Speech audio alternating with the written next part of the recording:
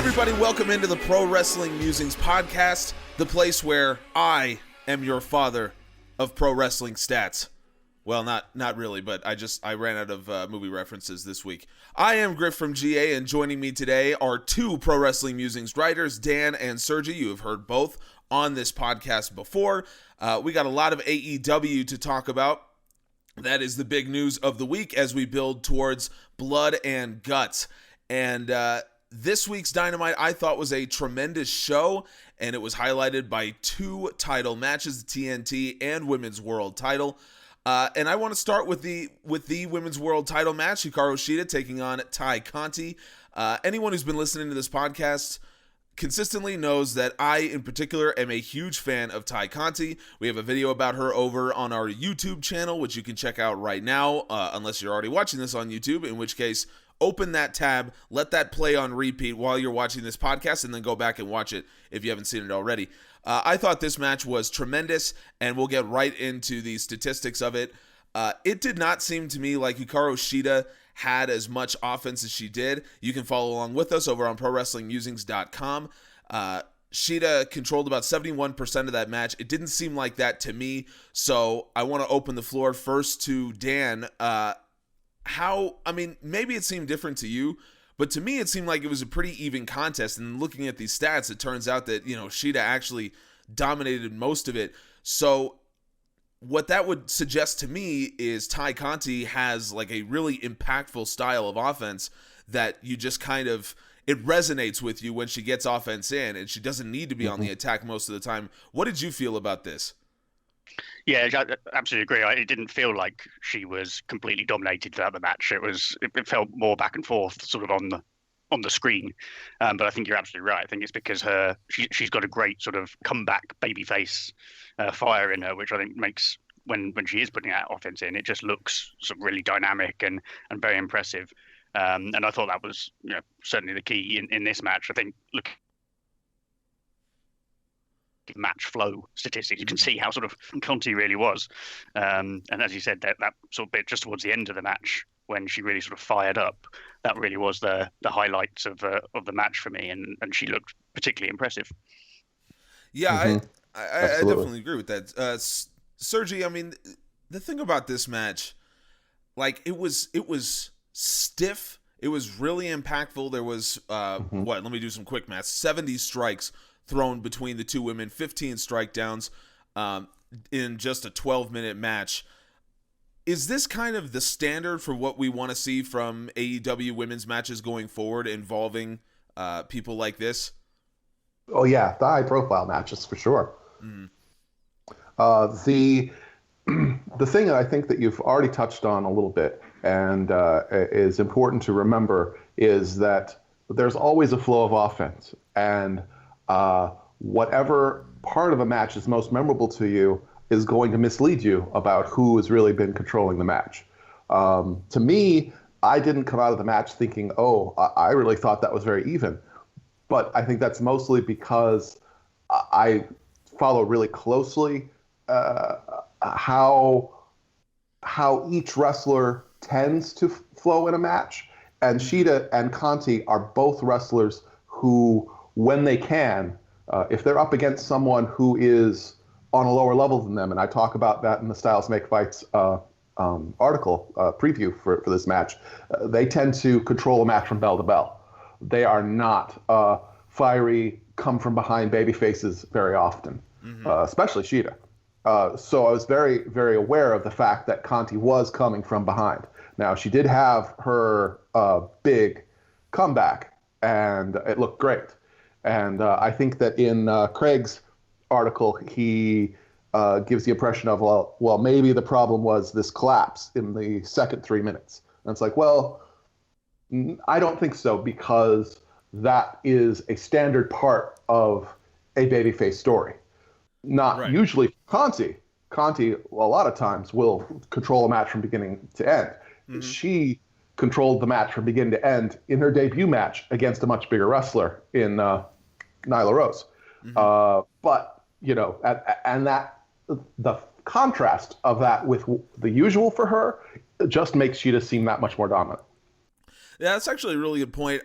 When I look at this when I look at this graph, and Craig has done something which is brilliant in my opinion, which is he's moved from the 5-minute chunks in this minute by minute graph that we always reference. He's moved from using 5 minutes to 3 minutes, which just gets a little bit more granular, a little bit more detailed on matches like this, which I really like. I'm glad that he's made that change. So what I see is potentially what could be a pitfall of a babyface match, because when you look at this graph, you see that Shida is the one who was designed to kind of be the leader throughout most of this match. As you see, there's not a lot of change in her offense minute by minute, whereas Conti has these huge swings of offense, going from getting no offense in at the 3-minute mark to at the 6-minute mark, she's getting more offense in than Shida. So it's a potential problem when you're dealing with a babyface versus babyface match, because sometimes it kind of loses you if someone has to make a comeback like that. But in this particular case, I think Conti does it so well. She's such a natural babyface wrestler, and it goes back to what I like so much about her style, which is she kind of has that shoot style of wrestling because she has that judo background, and so she'll use the strikes and mostly the kicks, and she'll get in some grapples. She has a very unique comeback where she uses kind of that judo toss combination. I think it's something about her that I really like, and so when it comes to Tai, it feels like to me AEW, they like the fighting champion trope. They've done it several times now with multiple belts, most notably the TNT title, and we'll get to that in a second. So it seems like Tai Conti is built to be a world champion in AEW just by the way that she fights. But AEW seems to want to do the title change. They want to go babyface to heel for the women's world champion. So how long might Conti have to wait, given the fact that Britt Baker in that division seems to be poised to be the next champion? We'll start with Sergi. Oh, that's a really good point. I think that Shida is a lot like Cody in the sense that even as a babyface, she is so respected for her offense, for just how dangerous she is in the ring, that she can act as the heel within the match structure. And I think that when it gets to be Conti's turn, eventually, she would be able to do the same thing because she works at a very similar style, just in the sense of being very controlling of a match and not as much of the come from behind babyface, usually, this match being an exception. But like you say, it seems likely that the story that they want to tell.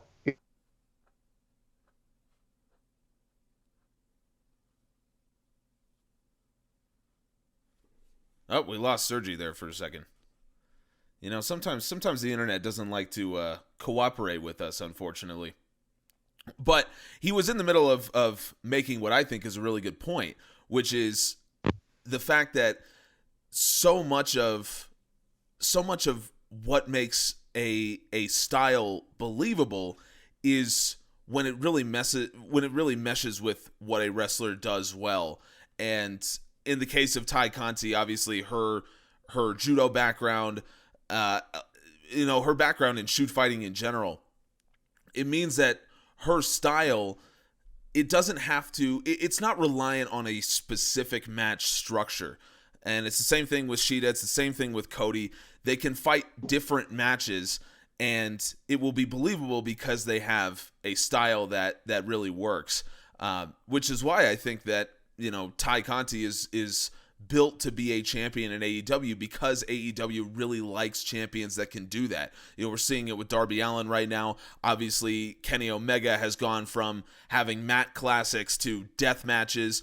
So AEW likes that trope of a champion that can fight in multiple styles, and it seems to be, to me, what Conti really excels at. Dan, do you see Conti as being the prototypical AEW champion? It'd be interesting to see, actually, because talking about the styles here, you sort of realize that it'll be interesting whether this match was an exception or whether they are perhaps going to think about moving her to be more of that sort of baby face, because as Sergi said, they clearly haven't been doing that so far. She does have that, fighting approach that you said would be sort of a prototypical AEW champ. But in terms of her sort of on-screen persona, obviously with everything with -1, for example, she's certainly been built into more of a sort of babyface character than someone like Shida. So it'll be interesting to see whether the style changes as a result of that. Personally, I don't think I'd like to see that. I agree. I like these. I like to see these champions who sort of prove it by fighting throughout the entire match rather than taking minutes 3 to 6 off effectively, which is what I've never seen that, where actually nothing at all for the whole of that 3-minute period from Conti in minutes 3 to 6. That match is very unusual. It'll be very interesting to see how they go with Tai Conti. I think they could go one of two ways, and I think she could carry off both of them, to be honest, as we've seen in the last few weeks. Yeah, I agree, and that's to say nothing of her character. I mean, we're all talking about her fighting style, but her character also supports, I think, multiple different ways for her to be champion. But it's something that I really like about her, which is that she as a human being has a personality, and that's kind of what comes out in her character. So the promo packages that we see and the promos that we see from her, it definitely feels like she's speaking from the heart in a lot of ways, which is what you want from a wrestling character ultimately. I mean, you can have there's definitely a place for people like Darby Allin who play a not very realistic character, or people like Kenny Omega that are like cartoonishly evil, and Don Callis. But there is also a place for someone who just, is kind of a real human being in a lot of ways. And that's what I get from Ty's character. Speaking of fighting styles, Sergi, you do the obviously Styles Make Fights series over on ProWrestlingMusings.com. It's a phenomenal series. You guys should read it every week when it comes out.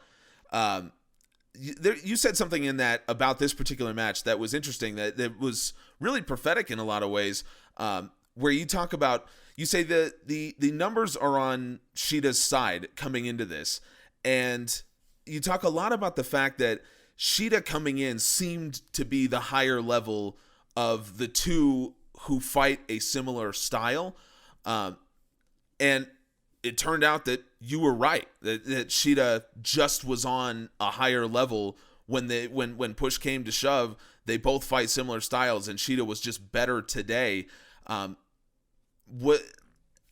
love that was the story of this match throughout the time. The commentators, this is not a knock on them, but I don't feel like the commentators really put over the fact that they fight the same style. Shida is just better. Is that the vibe you got out of this match, though? Just watching the physicality play out in front of you? Definitely. I think that's a lot of what the story that they were telling. I want to backtrack on clapping myself on the back too much. I was saying that the numbers seem to be on Shida's side, but that everything seemed to be pointing to the fact that Conti may have improved to the point that it's actually an even contest, and that the proof is in the pudding. When they fight is when we'll find out. I thought that both of the championship matches tonight were much, much more evenly contested than you typically would see on a Wednesday night. Earlier, did I drop off in the middle of a sentence? Yes. I don't know what happened there, but there was one thing before we move on to someone else. There was one stat that I think is the most important stat in the Shida versus Conti match. Well, that makes sense then why you were cut off during saying I don't know what happened there. But Shida versus Conti, there was one thing that I definitely wanted to talk about before we move on to other matches, and it is outside of my wheelhouse. It's not the type of thing I normally talking about, flow of offense and strikes, and this is what they do within the story to tell the story of the match. I'm not a guy who goes on about ratings and quarter hours very much, but one of the biggest stats from that match, from that night, was how much that quarter hour grew viewers in the demographic that advertisers are looking for, And I think that it's a really clear sign that it's time for women's matches to be put to the main event slot more regularly, and it's time for more than one women's match to be on each episode of Dynamite on a regular basis, and not every once in a while. It's only happened once lately. There was one night where we got 2 women's matches, but it hasn't been happening regularly. And we had the one main event, but that's something. Both of those are things that clearly there is proof that. This had tens of thousands more viewers. They came to see this match, and they slowly drifted away through the rest of the night. It's very clear. There's a clear business case that can be made that they need to be featured more prominently. Yeah. Regardless of the progressivism and the representation part of it, though I know that's also important to them. Yeah, it's a great point that you make, and I do wonder. This is pure speculation on my part. I could be absolutely wrong, but I do feel like this might have had more to do with Tai than it did with Shida. Now, this is coming from me, and as you can tell, I'm a dude. A little biased. Well, I'm also biased. Exactly. I've been a huge fan of Conti since she was in WWE, and obviously since she got into AEW, I've been a bigger fan. However, the case to be made from me is the fact that Shida just her title reign just kind of feels there. She doesn't feel like a world champion to me. The problem with her is not her being a champion in principle. I mean, I was a huge advocate of her winning the belt when she did. I thought that her match against Nyla Rose when she won it was one of the best matches of that card. And I forget the event. Was it on Fyter Fest that they did that? I can't remember the exact event that they did that title change. But whatever event it was, I thought it was one of the better matches on the card. However, the thing about Shida is when you contrast her with Kenny Omega, the male world champion, who is this incredibly charismatic, like crazy over-the-top character who has these crazy over-the-top matches and these crazy over-the-top segments. When you contrast Shida, she just seems boring to me.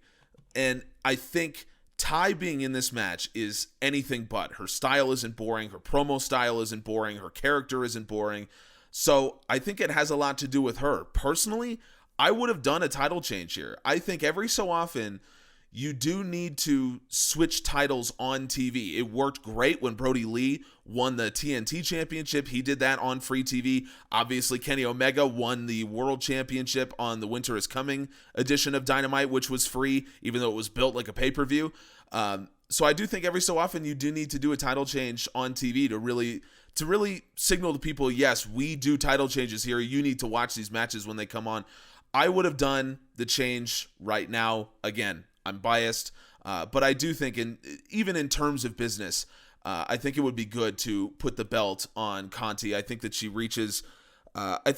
is closer to reaching that female 18 to 34 demographic, which, we probably get so tired of all the demo talk, but just in terms of business, that group of women, I think, would gravitate more towards the natural charisma of Conti than Shida. That, again, pure speculation on my part, but I do think it's a great point that you bring up, talking about the ratings in that quarter. And I think there's a lot of women that can do that now. AEW has slowly been building a lot of women that I think just put on great matches. I mean, we know that the men's side of AEW has been known for having such a high work rate and so many men that can put on incredible matches. And I think AEW is now adding a lot of women that can do the same thing, which is great. And you know what? More good wrestling is more good wrestling. Whether or not you want to get into, whether women's wrestling should be where or, whatever. I just want to see good wrestling ultimately. The other title match, of course, was our TNT title match that main evented. Darby Allin taking on Jungle Boy, obviously, I remember that. This was a great match, and the angle that I want to start with is the fact that Darby Allin now in 3 consecutive weeks has had 3 consecutive incredibly different matches. He goes against JD Drake 3 weeks ago, and Drake just beats the piss out of him, and Allen wins by the skin of his teeth. He goes against Matt Hardy last week in a hardcore match, which was completely up his alley in terms of, his background as a hardcore wrestler. And that's what that was, falls count anywhere, and he wins it with that coffin drop off scaffolding through the announce table. And then this week he goes against Jungle Boy, and this, again, I thought was a more balanced match than it ended up ultimately being. But, well, no, I take that back. This is actually pretty much what I thought it was. So this was kind of a more mat-based, even match. I thought it was great, and Darby Allin continues to win me over with the variety in the matches that he can fight. It's not something that I was expecting from him, and I think I'll ask you guys, Dan first. I got the sense that Darby Allin was like a deathmatch wrestler, kind of masquerading as a mainstream wrestler when he first started, but he's really won me over with his overall wrestling ability and really turned me around on how good of a TNT champion he is. But there is a lot of debate about him as a champion in the way that he fights. So, Dan, where do you come down on this? I completely agree about the variety of matches in the last few weeks, and it's been fantastic. I think that's what the TNT title is there to do. We saw it with Cody, and obviously not so much with Brody Lee because he didn't have it for as long. But I think that's what we want to see in the TNT title: those different types of matches. And as you said, Darby's proven that he can do. He's proven that he can do all of them at the moment. And this was a particularly sort of odd match, certainly for Jungle Boy, because I think, as I'm sure Sergi will say, I don't think he's ever had plus 50% match offense in any of his matches, or something like that. So for him to actually sort of be the dominant force in this was a really interesting sort of change of style for him in this match. Mm-hmm. But just going back to Darby Allin, I can understand why he's divisive. I think, as you said earlier, he's a slightly bizarre and almost sort of not believable character in lots of ways, although I think it actually is his real life character, to be honest. I think that probably does come a lot from there. So I can see why some people just sort of aren't into him as a character as much as anything else, but I do find it hard to at the moment. I think he's actually on fire, and going back to the ratings again, he's really is proving to be an absolute ratings draw at the moment, which is why I think they were headlining this Dynamite. Yeah, that's a good point, because I think, just from a perspective of someone like me who, follows real sports, I shouldn't say real, follows shoot sports, when you look at like a UFC card, the top of the card is going to be, the biggest match. So, if John Jones is fighting for, the light heavyweight championship, he's going to be at the top of the card, even if there's, a huge name that isn't fighting for a title. So kind of looking at this, from that perspective, you would say, well, the women's world title should be the main event. It's a world title. TNT is a secondary title. But you make a good point. Darby Allin now has main evented 2 shows in a row. And both matches have been incredibly different.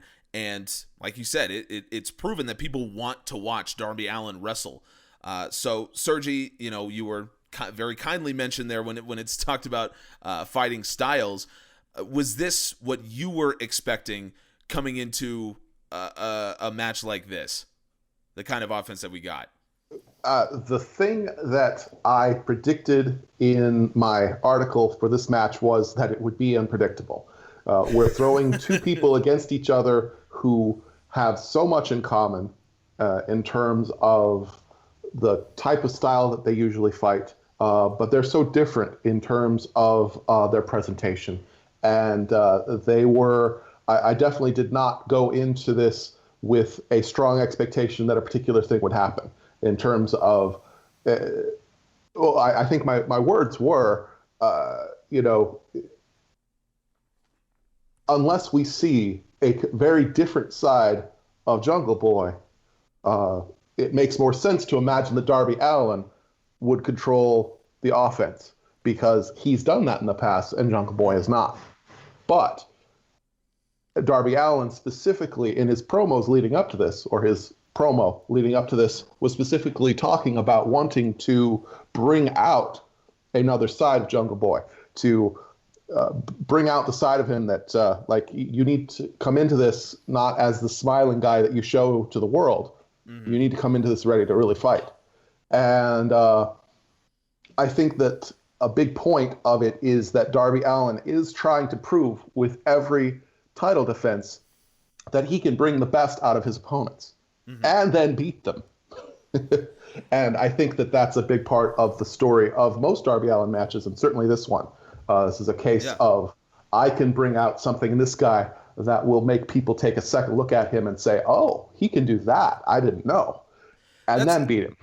Well, that's a fantastic point because, Darby Allin started his reign saying, I want to be like the greatest TNT champion ever. I want to be like Brody Lee. And obviously it was a great tribute to Brody Lee and all that. But it does seem like Darby Allin's style as champion actually more closely mimics Cody's when Cody was TNT champion, because that was the entire story of Cody being the champion is I want everyone to give me their best and then I will beat them. And ultimately it came to Brody Lee giving Cody his best and just squashing him in like 3 minutes. That seems to be kind of what Darby is tapping into here, but Darby is doing that more with guys who are already on AEW, where Cody did it against guys who were coming in. He did it against Ricky Starks, who's now on TV, every week. He did it with Eddie Kingston, who's now on TV every week. So Darby seems to be employing that same strategy with current AEW wrestlers. And, I'm not against it because, again, we knew that Cody Rhodes was that kind of ring general coming in. We didn't know that about Darby Allin. I do think there was a lot of questions about what Darby could do when he's put in matches like this that we thought were out of his wheelhouse, or at least I thought. Maybe I was in the minority, but I've certainly been proven wrong by how good he's been in such a variety of matches that he's faced. Another aspect, you were saying that that Darby Allin is divisive, and I think that one aspect of that we haven't really touched on. And probably because the perspective that I'm talking about isn't represented here, and I'm talking about Craig's perspective. He definitely feels in his analysis of the match in the AEW Match Stats article that he wrote along with his graphics of all of the match stats that Jungle Boy should feel very aggrieved and hard done by how that match ended. And I think that the fact that Darby Allin is not afraid to fight dirty and is not looking to fight in a way that people can immediately identify, oh, that's the good guy, is an issue with some viewers and not so much with others. I mean, to me, I don't have a problem with that, and I know that you feel the same. I don't want to build Craig up as a straw man when he's not here to defend himself. But that was another aspect to why Darby Allin is controversial. Yeah, absolutely. And I agree with you. I don't want to talk about Craig's opinion of it when he's not here. I will only comment on what he talked about in the article, and what we know is an opinion that's shared by at least a decent number of people, which is that finish, the way Darby Allin raking the eyes to get out of the snare trap. I think what it breaks down to is you liked it if you saw that as putting over Jungle Boy. You didn't like it if you saw that as Darby Allin, having like a character shift. I thought that was putting over Jungle Boy. I have already seen that Darby Allin is willing to be a little heelish in his matches. Obviously, his background, as I keep saying, is in this kind of hardcore deathmatch style where an eye rake is the most tame thing you'll see in an entire match. That's where he comes from. So I saw this as, okay, Darby Allin's just going to do stuff like that. Jungle Boy, that's what's going to put him over. Commentary said no one's ever escaped from the snare trap, and so Darby Allin, who is a babyface, has to use this tactic in order to escape from this submission that we're trying to put over. The submission that beat Dax Harwood, by the way, former tag team champion. So I viewed that as putting over Jungle Boy so that Darby Allin can escape from this match and Jungle Boy looks strong. Because ultimately, Jungle Boy is going to be one of the guys that we start building AEW around as some of these older guys start to retire, take fewer matches, what have you. So you and I came down I think believing that it was designed to put over Jungle Boy, and it worked. But there is this other side that Craig feels that it was more about Darby Allin being heelish, and it didn't really work for him. So you make a great point that this is part of why this particular match was divisive for a lot of people because of that. So Dan, where do you come down on that? I think this is an example of two different types of babyface. Like normally, when you're talking about babyface, be babyface. So Shida and Tai Conti, for example, they were quite similar in sort of character and how they wrestle. Here, this is sort of the pure, white meat babyface Jungle Boy versus Darby Allin, who's not really ever been presented as a babyface in sort of what he says and does particularly. Yeah. It's just that people like him, or the people who do like him, or even how he looks. I mean, half of his face is painted.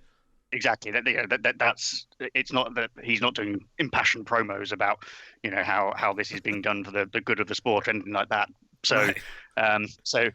I tend to agree. I thought that ending was more to sort of put over the difference between them as baby faces rather than any sort of move towards Darby Allin being a heel. I think we're a way away from that, particularly considering the numbers he's getting, for example, in terms of the ratings. And I think this. It's one of these feuds. Exactly, yeah. I think it's one of the feuds I think will last for years in AEW. They're both young, particularly Jungle Boy. I think is 23, disgustingly young, whatever it is. It makes me feel like a loser. Yeah, I know. But I think that they can come back to this in lots of different ways over the years. And this, they'll be able to show that this is how Darby Allin beat him at that time. And will Jungle Boy have to change his character to beat him? That's the sort of story they. Yeah, you make a good point. And I think that's what this was for. Yeah, I absolutely. And agree. Regarding what you said about about this finish putting over Jungle Boy, the flow of offense chart also supports that. They were incredibly even through most of the match. It's only in the last 3 minutes that Jungle Boy completely starts to dominate, and that again supports that Allin was getting desperate. Jungle Boy was winning, period, and he just found a way to get a desperate win at the end.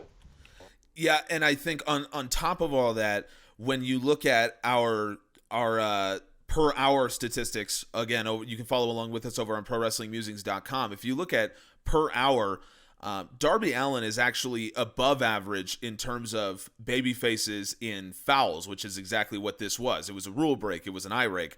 And when you look at, for example, Jungle Boy averages 1 foul per hour of his matches, which is basically non-existent. It means that he's done it once in his career so far in AEW, at least in singles matches. And you look at other guys like Orange Cassidy averages 2, Colt Cabana, who I guess was a heel briefly because Dark Order were heels, he averages 2. Chucky, Adam Page, like they're not. Darby Allin averages 7, which is as much as Cody Rhodes. So this is actually not completely out of character for him to do something like this. It was just to do it in such a big moment that kind of did catch a lot of people off guard. I will play devil's advocate here, just because there's 3 of us who agree that this was really effective. But because there is another side, and I do understand where this other side is coming from, I will briefly play the devil's advocate, which is that when you have a match like this, Darby Allin is supposed to be the underdog babyface. That's the story he's told throughout his entire run as TNT champion. He has a 43% average match offense, which is one of the lowest in AEW. That is the story that he's telling. He is an underdog babyface, and he does it because he just has a bigger heart than you, right? He can just dig down a little bit deeper and win the match when it gets into those final seconds where you don't have enough, but he does. And in this particular instance, he didn't have enough. He should have lost, by all accounts, should have lost to Jungle Boy.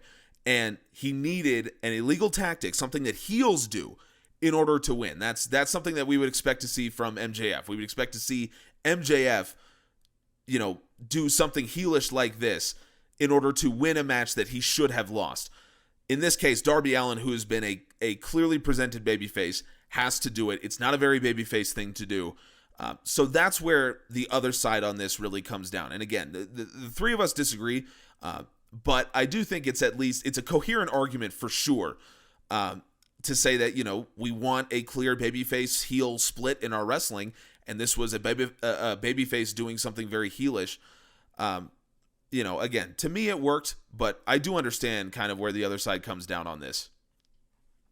Yeah, and it'll be interesting to see where they go next with Darby Allin in terms of will it be against a pure heel, or it feels like they're obviously long term going for something with Lance Archer, who we don't know what he is. He's also sort of in the middle at the moment in terms of babyface or heel. So, and of course, as we've seen with the Bucks in recent weeks, they do love their conflict and their shades of grey on AEW, and as you said, people's appetite for that will change based on what you like from your wrestling. But I think probably it would be good to see Darby Allin go up against a sort of a proper heel next, just to right that wrong in some people's eyes. Yeah, that's true. Or, maybe he does go against a heel and, he continues to kind of show this edge to him. I mean, as AEW, you would really have to decide if you feel like people liked that edge that we saw from Darby, or if it really turned them off. This is how I really, we all sit here and play, Monday Morning Quarterback and fantasy book and all that kind of stuff. But when it comes down to really booking this and deciding how are we going to produce matches, who are we going to put in the main events, these kinds of things, these are big money decisions, and I don't envy anyone at AEW who has to make this decision, because you do have to decide right now, is this going to be a one-off for Darby and we just hope that people forget that he did this in order to be TNT champion, or is this going to become part of his character, in which case the people like Craig who didn't like this finish, this is what they're going to have to deal with in their TNT champion until we take the belt off of him.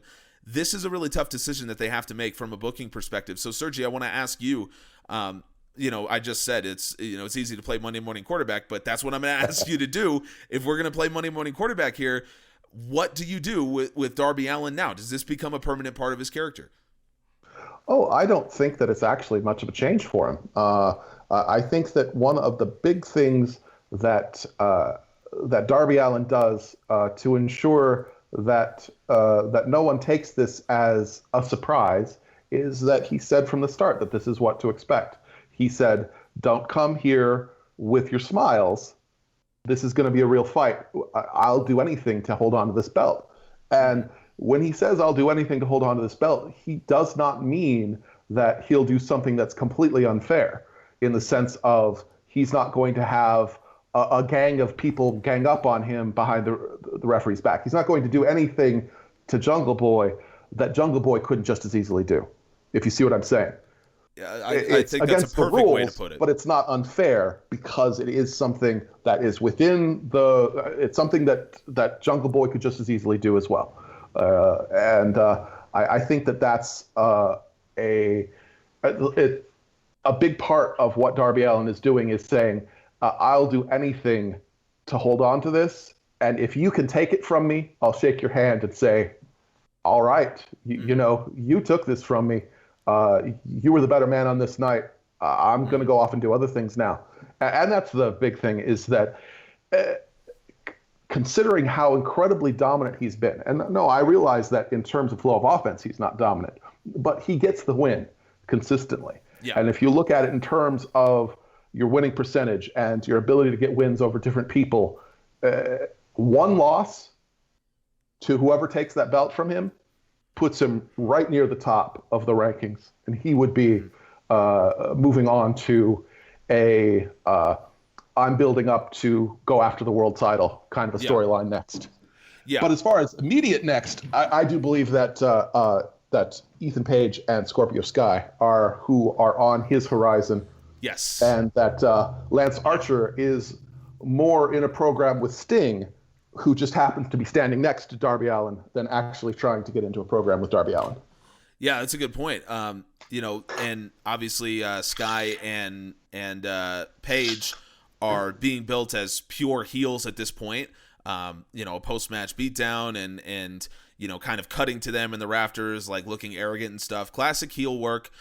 It's something I really like. We saw that heel turn from Sky, and then they didn't really do much with him. He turns heel on Darby, puts him in that heel hook, no pun intended, and then he just kind of goes away a little bit. And then a couple weeks later, he's teaming with Ethan Page, and we start seeing them, kind of in the stands on Dynamite. I like this group because I like Ethan Page and I really like Scorpio Sky. But my question is, we have not yet determined who is going to be the one of them that actually goes into this program. It can't be both. One guy has to be TNT champion unless they're going to do, the Chris Jericho China co-intercontinental champion thing. I assume they're not going to do that. So one of these guys has to be it. Now, history would dictate that it should be Scorpio Sky because he's the guy who turned heel on Darby, and Ethan Page, I believe, came into the company as a heel to begin with. So Sky has more specific history with Darby. So I would think that it would be him, but Ethan Page was the guy who specifically attacked Darby Allin, I believe, if I'm remembering correctly. So, maybe it'll be him. I don't know. I would think that it would be Sky, but, Dan, when you look at these two guys, who would it be for you? Who should be the guy that challenges Darby Allin at this point? I think it should be Ethan Page. Actually, Okay. I think they haven't done a huge amount with him since he came in. And I think he would really benefit from that sort of Darby rub, as we've been talking about it, in terms of working with him. Yeah. Also, if they did go down the Scorpio Sky route, they've got to answer the question of why is he getting another shot having lost to Darby Allin relatively recently, which I think it makes more sense from a storyline perspective to have Page go into that match, and say whether he's then having to fight off both of them, etc., etc. It's there is a story there, but I'm sure both would be great matches. I just think at the moment Page is the one who needs to be built up a bit more, and therefore would benefit from this match. Yeah, we actually haven't seen a kind of 2-on-1 feud like this. This is very classic wrestling. And it's been a trope forever. You have a heel, the heel has a friend, and so there's two heels against one babyface. We haven't seen Darby Allin deal with that because we saw the last heel that he went up against, obviously, is Matt Hardy. Matt Hardy had this whole group with him, but then that group was feuding with Dark Order at the time. So when the group tries to get involved, Dark Order comes out, and so that's how he's protected. We saw, JD Drake has friends. Sting dealt with them. This feels a little bit different to me. This feels like somehow Sting is going to get removed from this feud somehow, and so it will be Darby Allin working against Scorpio Sky and Ethan Page, whoever it is that ends up actually fighting him in that match. That's how it feels to me in the build, and I could be completely wrong on this one, but ultimately I do like the characters of Scorpio Sky and Ethan Page. And Page specifically, kind of the all-ego persona and the way that he carries himself, he's a great heel. It's not something, if you are a fan of Impact Wrestling, he was part of the North, and obviously at the end of his run there, it got very comedy, very, talking about like Karate Man, and the final match was like, shot in front of a green screen and fighting himself, and it was kind of, it was very comedy-esque. This is more heel, and I like it from him. So ultimately, whoever it is, I think it'll be a fun feud to watch. So Sergi, I will ask you this, and then we can move on to talk about other matches on this show. Should one of these guys be the one to take the title off of Darby? Well, I don't think that they would be good choices to be TNT champion, but I could be wrong. They don't thrill me. But on the flip side, if Scorpio Sky gets a rematch, it would definitely seem pointless for him to get another match if it wasn't to win. So we'll see. Perhaps it'll turn out that Ethan Page is the one who gets the match because, as Dan pointed out, he really does not have any basis for getting a rematch. I mean, it was brought up. Ethan Page at some point in a promo said, and why didn't Scorpio Sky ever get a rematch? And it's like, why on earth do you think he's owed one? But on the flip side, Darby Allin has always been willing to give a match to pretty much anyone who seemed interested. It's not like the world titles where you need to prove it's unfair unless you've proven that it's your turn. Yeah. The TNT title has never been booked that way. It's always funny. People always complain, like, why does he get a match? It's like anybody can get a match with the TNT title. It's not like the world titles. Yeah. But yeah. So for my money, I'd like to see. Yeah, I completely agree that Page wouldn't necessarily be the best person to take it off Darby Allin. I mean, if you look at someone like Phoenix or Penta or Pac, you've got three there. I mean, those matches alone would be superb against Darby Allin, and would probably all be sort of better deserving of that title, I think. And I think the most convincing person to overcome Darby Allin's seeming endless well of relentlessness would be Miro. Miro, unlike most people at his level, and he seems to be interested in gold regardless. He's not one to say, oh, the TNT title is beneath me. He specifically said, I'll go for whatever title is out there. And he's definitely someone that I could see taking the title away from Darby.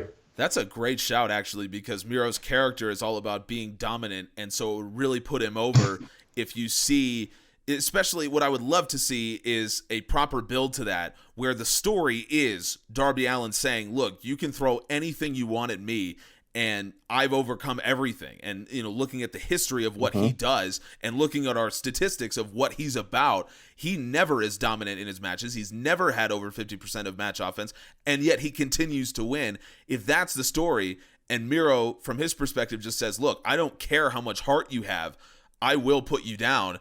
And I think it's, in principle, a similar story to Brody versus Cody when they did that, but what I think they should do with this one, obviously when Brody Lee won the title, it was in a 3-minute squash match, and it was shock value because of that, because Cody had been, he was able to take everything that everyone threw at him, but it was from a dominant position, whereas Darby Allin does it from being the underdog. What I would love to see with Miro is a 15 to 20 minute match, exactly in the style of Darby Allin, but then Miro just wins. So Miro hits, whatever he does, or he locks in the game over, and you're like, okay, well, Darby Allin's going to do something to get out of this, right? And then he's fighting, and you're like, Darby Allin is going to get out of this, right? And then, he doesn't. Ultimately, probably he passes out in the game over. I think you want to keep him looking strong. I think it wouldn't make a lot of sense for him to tap out. So he probably passes out in that hold. And to me, that's a great title change. I'm really glad you brought that up. Yeah, I agree. Him passing out in the game over is exactly what I'm seeing as a very good possibility for where they may end up going with the TNT title when it comes time to make a change. But there's always the possibility that they'll keep Miro distracted with Kip for a while, and that Darby may be TNT champion for months and months yet still to come. But if someone's taking it soon, I would picture that being Miro. If they keep Miro, if they do go down that line and Sting is still with Darby Allin, then Sting's going to be put in that game over repeatedly, I suspect, in the build, because that's all one way to really exert the dominance. I think again, I bring WWE in only as a comparison.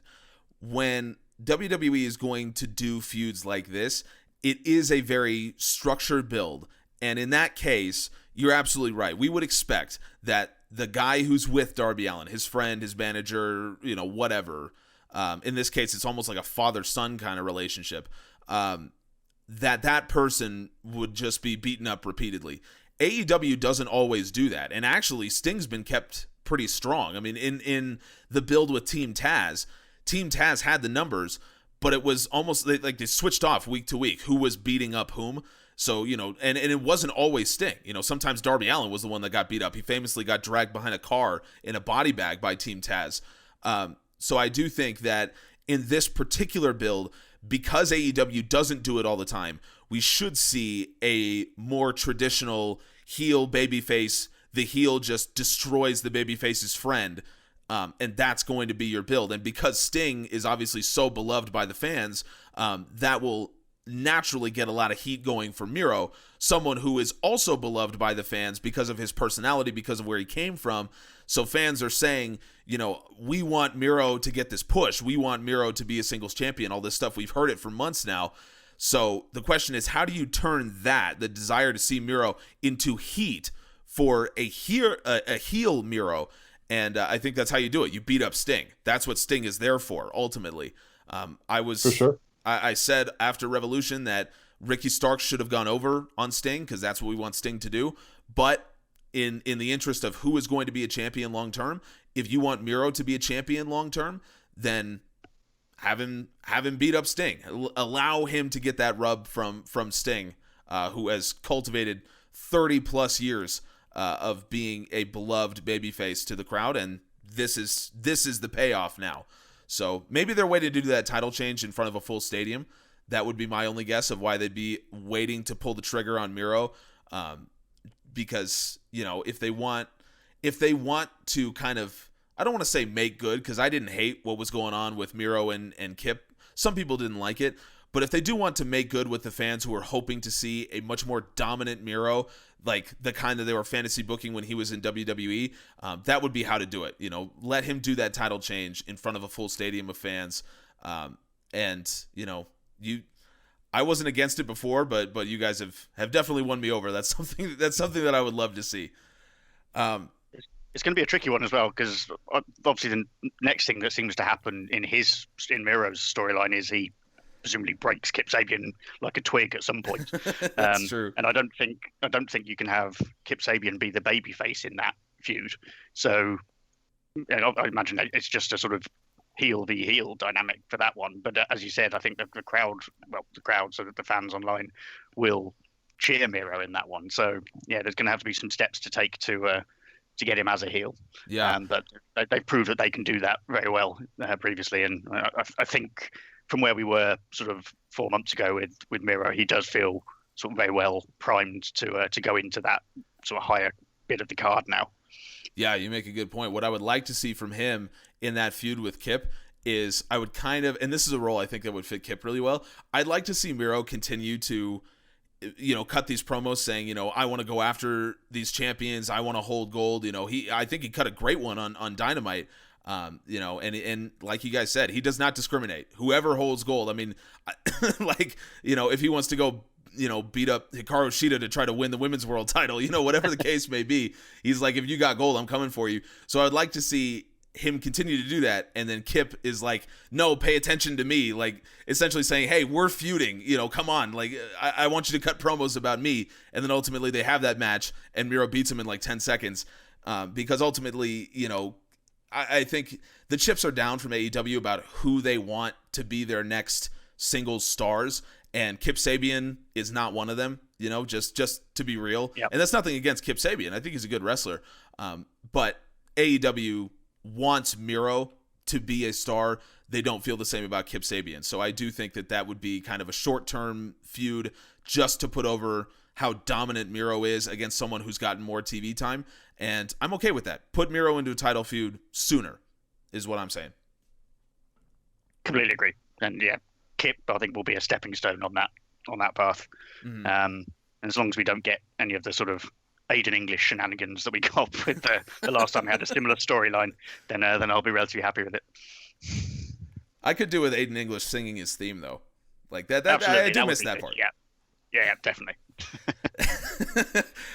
So there were other matches on Dynamite. I'm sure it's shocking to everyone listening. There were others.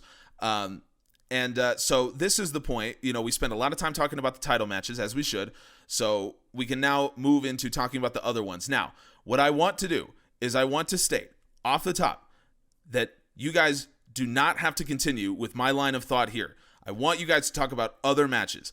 But this is the part on the Pro Wrestling Musings podcast where I have to talk about the factory and talk briefly about how great Anthony Ogogo is.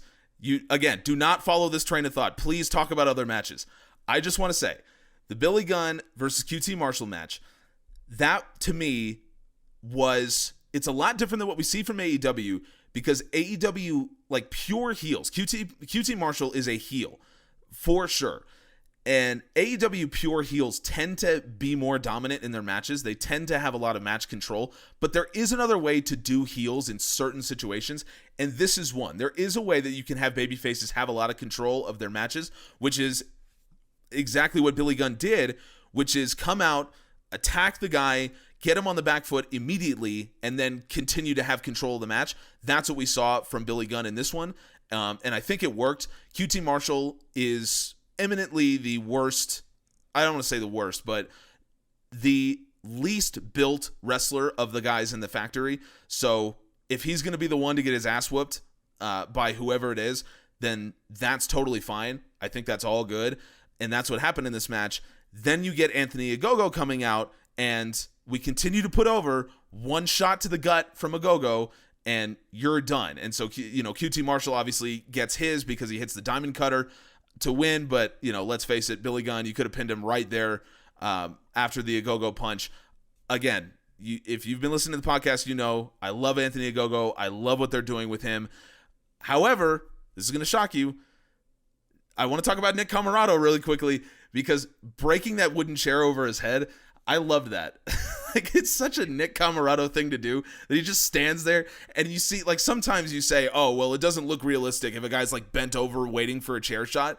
The fact that Nick Camarado just stands there waiting to be hit in the head with this chair, and it just disintegrates on his skull, and he stands there like nothing happened, I love that. That's so great. And the fact, by the way, that Anthony Ogogo from beneath the ring pulls out this like lawn chair, like it's not a steel chair, whatever. He pulls out this weird lawn chair that I'm not British, so maybe this is something that British people use to sit on their lawns or something. I don't know, but I love the idea that Ogogo, like, he gets such heat. And again, I'm an American, so he cuts this promo saying, "Oh, America sucks" and all this kind of stuff. Like it's such good heat. It's such old school stuff.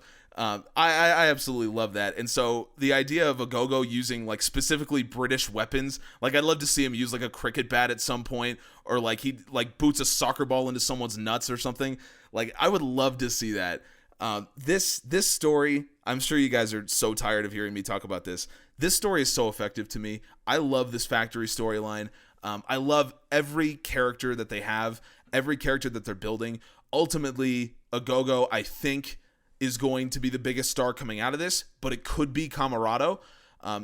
You know what? Hell, it could be Solo. I mean, who knows? Like, the fact is, any three of these guys that are designed to be being built up, this is what AEW is doing so well. And it's the crux of why I love this story so much, because AEW wants to build up young stars, and that's what they're doing with the factory. These three guys are getting such a rub right now. They are becoming stars in front of our eyes, and that's what AEW set out to do from the beginning. It's what they said they wanted to do, and we're seeing them do it. They're putting their money where their mouth is. So Ogogo's the one that works for me. For a lot of people, Camarado's the one that really works. Ultimately, those are two guys that I think are going to be stars for a long, long time. And I will leave you with this. Ogogo hits people in the gut, and that's how we've been putting him over, and it's been effective every time, and he's put down guys from jobbers that they had to stop the match all the way up to Cody Rhodes that he's put down with that punch. I feel like at some point he's going to unleash that onto someone's face. Like, he's just going to shoot punch someone in the jaw, and like it's going to be someone who's going to ask for it. It's going to be one of those things where, like, famously Vince asked Randy Orton to kick him as hard as he could when he did the punt. It's going to be something like that. And it's going to look absolutely sick, and I'm going to love it. So that's it. That's my obligatory factory discussion for this week. So please don't follow that train of thought. I'll start with Dan. What other matches do you want to talk about on this Dynamite? Well, just on that, in terms of the British side of things, I feel like Oh, you did the thing I told you not to do. You follow the train. No, but I am now looking forward to the beef and Yorkshire puddings attack that comes in the next couple of weeks and from Anthony Ogogo. I love the old school heat. Some people are saying, oh, it's that's really old school or whatever. I kind of get it, but come on, it's been working forever. I absolutely love this. In terms of the other matches, I don't know if the stats sort of particularly bear this out, but the Hangman Page versus Starks match was a strange match, really. I still am not quite sure if he was actually injured or if he just sold it brilliantly or what was going on there. There was obviously a bit of a botch sort of relatively early on. But the statistics are really interesting from Starks. I think he used pretty much only strikes throughout the entire match, which is not something I'd necessarily associate with him so far. But yeah, it's just interesting to see him work a completely different style of match. It was good to see him actually in a match because I think he has barely been on in the ring recently. So just good to see him in that match. But yeah, I don't know sort of how either of you feel. It was just a slightly strange flow to that match, really, and I don't know if it was caused by a legitimate injury or whether that was the plan. I don't know. What did you think about that, Sergi? I'm going to do what you asked me not to do and talk about what you said first. Just a little correction. I love the idea of Ogogo using specifically English props, but in this case, this was actually a callback to a spot that different members of the Rhodes family have done many times throughout WCW NWA history of getting the wooden chair and having some monster no-sell it, such as Dusty with a couple of different guys, including like Meng. Okay, yeah. All right, now that you say that, I was not aware of it being a callback when I first saw it, and I thought it was amazing. And then when people were sharing gifs of the different times when different members of the Rhodes family have attempted using the wooden chair, and there's this one like massive cowboy guy who gets smashed in the head with the wooden chair and just sort of readjusts his hat back. That sounds like Stan Hansen. That sounds like something Stan Hansen would have done. Probably, but yeah, it was. So it was a callback, that wooden chair and the no sell of it, and yeah, Camarado, it made him look fantastic. Okay. As far as Starks, I will forgive that. I will forgive that one. I'm going to have nightmares tonight about the idea of hitting Meng with a chair and him just no-selling that. That just sounds... And just staring at you like, okay, that all you got? I'm off. All right, I'm glad you brought that up. Camarado's pretty darn scary, too. Yeah, I agree. But as far as Page versus Starks, I definitely felt that was that he was just doing some fantastic selling. But if it turns out that was a legit injury... I guess I wouldn't be too surprised. It was really, really well sold.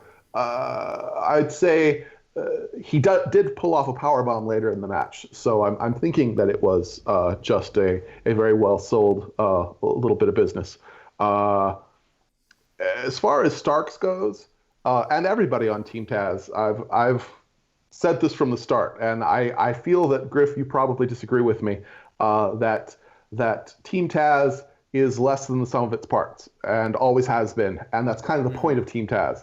Basically put together a bunch of guys who could be gunning for the world championship and give them other things to do to keep them busy and basically get in each other's way in order to have them a reason to be not reaching their potential. A justifiable reason for them not to be reaching their potential that doesn't make them look like losers. Mm-hmm. They're not winning because Team Taz is cursed. They're not winning because they're getting in each other's way. And when it eventually falls apart, they'll start winning again on their own. And yeah, I think that Team Taz is built in a way that makes no sense, basically. It's all of these guys who are captains all in one team together. It's like, got to pick one. You know what? I'm gonna swerve you here. I absolutely agree. I agree 100%. And I think you put it brilliantly here. In theory, what Team Taz should make a lot of sense. Taz is the leader. Brian Cage is the top star of the group. Ricky Starks is like the underling of Brian Cage. Powerhouse Hobbs is the muscle, and Hook is the young guy they're building up. In theory, that is how you make a stable. It should make a lot of sense. However, the personalities of these people do not mesh, because Ricky Starks believes that he is the top guy. Brian Cage believes that he is the top guy. And now at this point, Brian Cage is getting frustrated that he doesn't have any gold. And I do think they could do something. Everyone talked about, bringing in the FTW championship and how it wasn't very effective when they did it. Not as effective as it could have been. I think now you could have used that as a story. Brian Cage could be saying, look, dude, I've been FTW champion for how long, and no one respects it. No one says anything about it. No one cares. So that could be part of the story.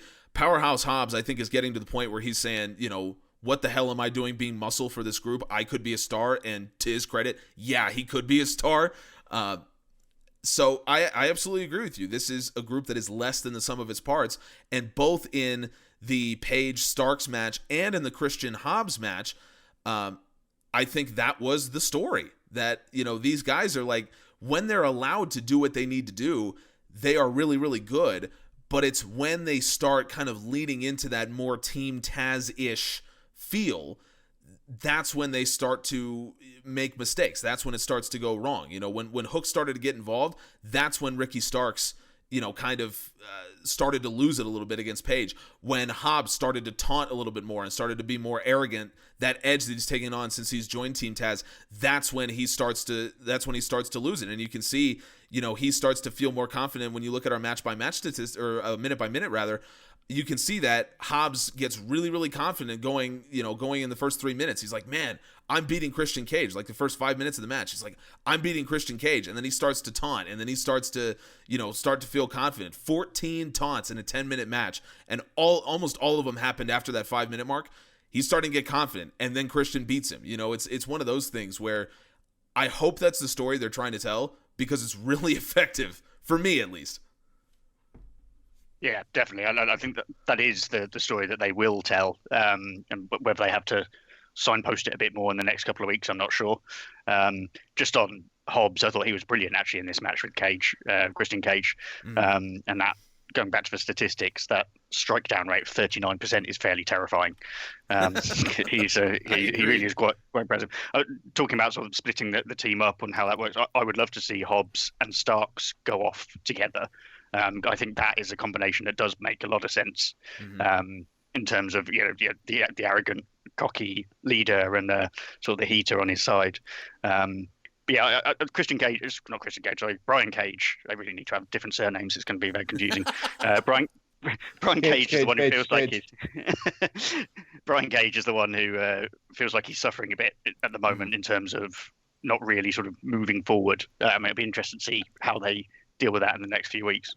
Well, yeah, he gets his Adam Page match next week, True. If True. The Team Taz curse doesn't hit him, that could catapult him way up the rankings if he's able to beat Adam Page. But that seems unlikely. I feel like the long-term plan with Brian Cage is to have him be the challenger to whoever the babyface world champion ends up being. So if it ends up being Adam Page, then you would have Brian Cage as the challenger, whoever it may be. But it does feel like, the thing about Brian Cage is he comes in that ladder match when he debuted a year ago, and the first thing he does is he just rips a ladder in half. And it's like, you're putting this guy over, and AEW's been continuing to do that, but the results in the ring don't match what we keep being told about Brian Cage. And I do think that's part of the story. And I think at this point, Brian Cage is like, he sees what Team Taz is doing, because you think when that rift started to form, it was because Taz continued to put down Sting and Darby after that match, after the street fight. And Cage was like, dude, what are you doing? Like, these, those guys beat us, and there was someone else that Taz did that to, and he was putting him down, and Cage was like, that's when he started to lose it. So I think Cage at this point is tired of hearing that he should be the guy. And you can kind of envision that Taz is like, when they're training, when they're in the back and whatever, Taz is in his ear and he's like, oh man, you're going to be a world champion. You're going to be this, you're going to be that. And Brian Cage is tired of hearing it. And he's like, look, you can say whatever you want, but I'm not a world champion. I'm not a TNT champion. I lost my one world title match. I'm an FTW champion, but this doesn't mean anything right now. This belt means nothing. No one respects it. So I do think that should be the story that they build, because ultimately you can get a breakup, and there are a lot of factions in AEW, so breaking up one is not going to be the end of the world, and this is one that would make sense. And maybe you could have Brian Cage and Taz go off together, and Taz is just Brian Cage's manager, or maybe Brian Cage splits from everyone. There's a lot of ways that you could do a breakup like this, and the X factor here, I think, is where does Hook fall in? Is Hook a guy that they want to be a big-time star in the future? Is this a guy that they're going to try to build up kind of factory-esque, where they give him the rub of a much older guy? I think, because if that's the plan, then you have Taz go off with Hook. That would make sense. And then have Cage go off alone, and then maybe have Starks and Hobbs team together, or, group together, whatever the case may be. I know there's a lot of people that like Hook. So there's like a cult following of Hook that I've noticed. Are either of you guys a part of that? I don't really know about it, but there seems to be like some kind of, again, like a cult following of Hook that I've seen. I've enjoyed what you've been doing, yeah. I feel like the cult following of Hook is about half ironic and half thirst. It's not so much we think this guy is going to be great, or that he shows a ton of potential, but he's good looking, and saying that he's the greatest is a little bit sarcastic. Okay, that's what I thought. Well, look, maybe he could be a star. I mean, I don't know. Has anyone actually seen him wrestle? Well, he didn't do too well this week. He didn't look great, I didn't think, when he actually tried to look menacing. He didn't really carry that off particularly well. He kind of comes off as like a sniveling heel to me. Yeah, like, because yeah. Maybe it's just because he's being compared to specifically Cage and Hobbs, who are just monsters. Like they're actual animals disguised as human beings. You know what I mean? Like they're built like that. Yeah. So when you're compared to that, it's kind of hard to look, menacing. So maybe that's his problem. Well, and also he's clearly in the role of the hanger-on and the person who's there because of nepotism. So all of that kind of contributes to him being falling into that role. That's a good point. All right. I think that the only real match that we haven't talked about a bit is Trent versus Penta. I think that the big thing here is it's the first big, it's really the biggest singles win Penta has had. A lot of Penta fans have the attitude of, oh, it's about time. My perspective is more, you got to keep in mind, he won this in order to lose the next one. Yeah, I could definitely see that perspective.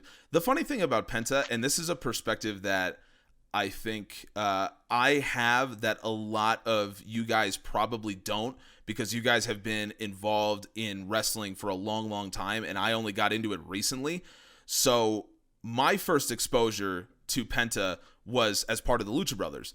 And so looking at how great he was, I was like, damn, this guy's been a tag team wrestler his entire life. This is incredible. Only to find out that he has such an illustrious background as a singles wrestler that I'm like, what? Like, you're telling me this guy's a great singles wrestler and he's one of the best tag wrestlers in the world? And now we're seeing that play out.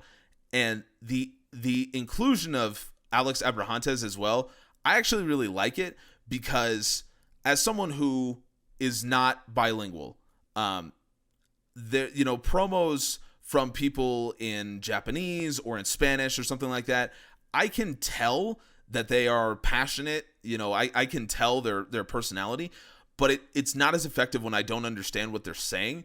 So for Penta to do his promo in Spanish so I can hear his personality, but then to have Alex translate it so I also know what he's saying, that's really effective to me. It can be overdone. So I hope that AEW sees this and says, Penta's the only one who gets this. But I do think it's really effective. And in this match in particular, Penta went full heel, and I think it worked. Craig mentioned that a lot of Penta's offense is based around absolutely punishing kicks, and that really works. It's part of his character. I really like it. So his strike down percentage is very low. His strike down rate is very low, but he's a volume puncher. I've talked about that, talking about several other people, including Samoa Joe, when we did a video on him over on our YouTube channel. I think it works for his character, And ultimately, he's a balanced guy. I mean, he's athletic. He is a great striker. He threw more grapple. He had more grapples than Trent in this match. And obviously a lot of taunts because, he is a heel. I like this version of Penta. I like him as a singles guy. And if you're going to have Phoenix and Pac be the tag team, and you should because they're excellent, have Penta be a singles guy. I'm cool with that. Yeah, absolutely. I think it works. And as you said, Abrahantes by his side seems to work brilliantly at the moment.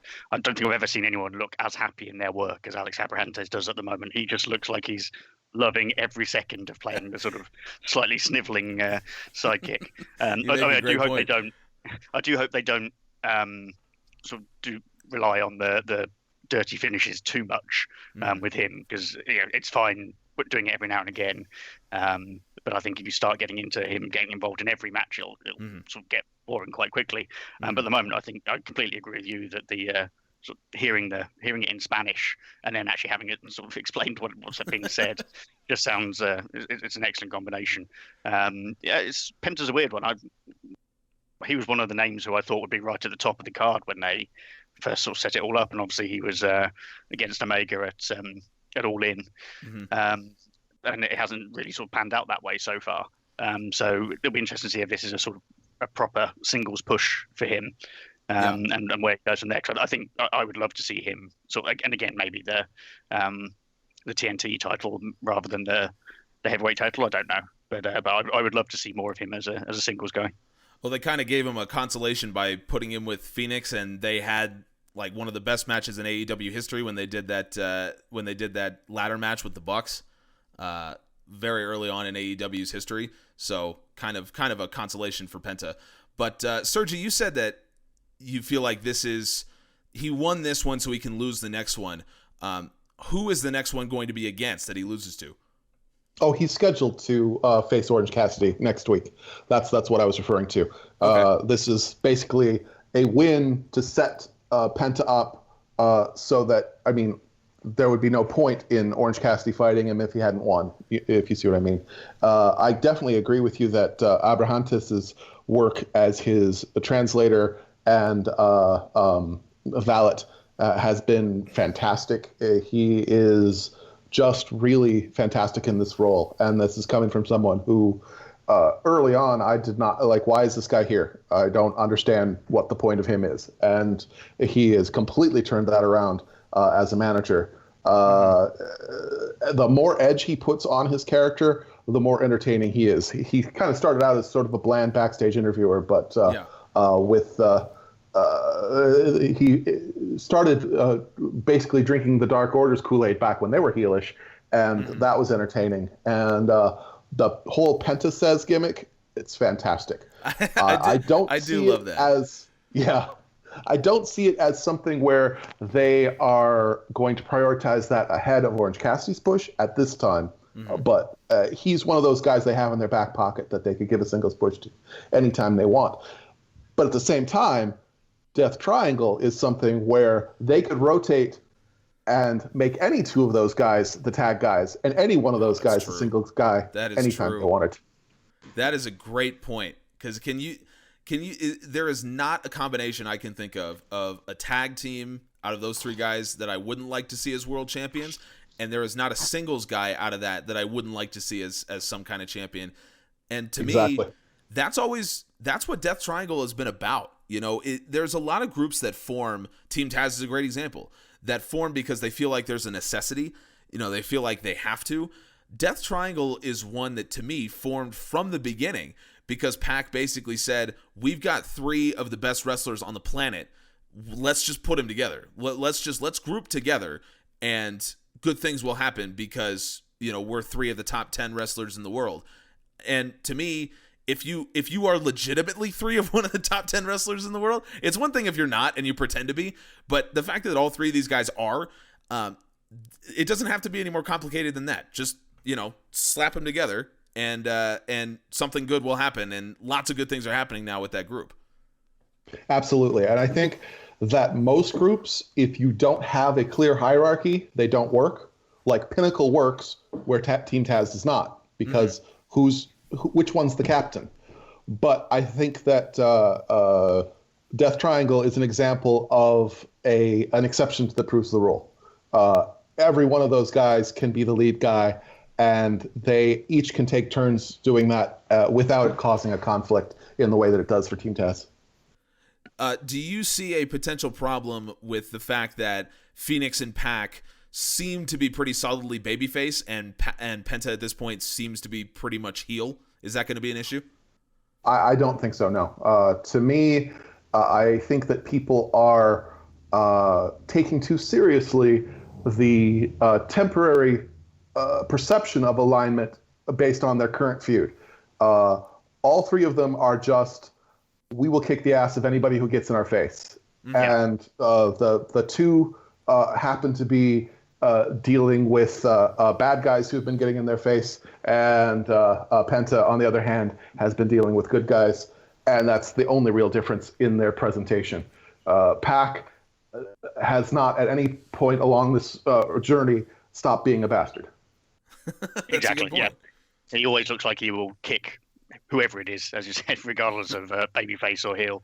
Yeah, I completely agree with that. I think a lot of people would say it's a bit odd to have a stable that has some being babyface, some being heel, but I don't think that's what they are. I don't think they are being babyface and heel. I think they're just being, hard, basically.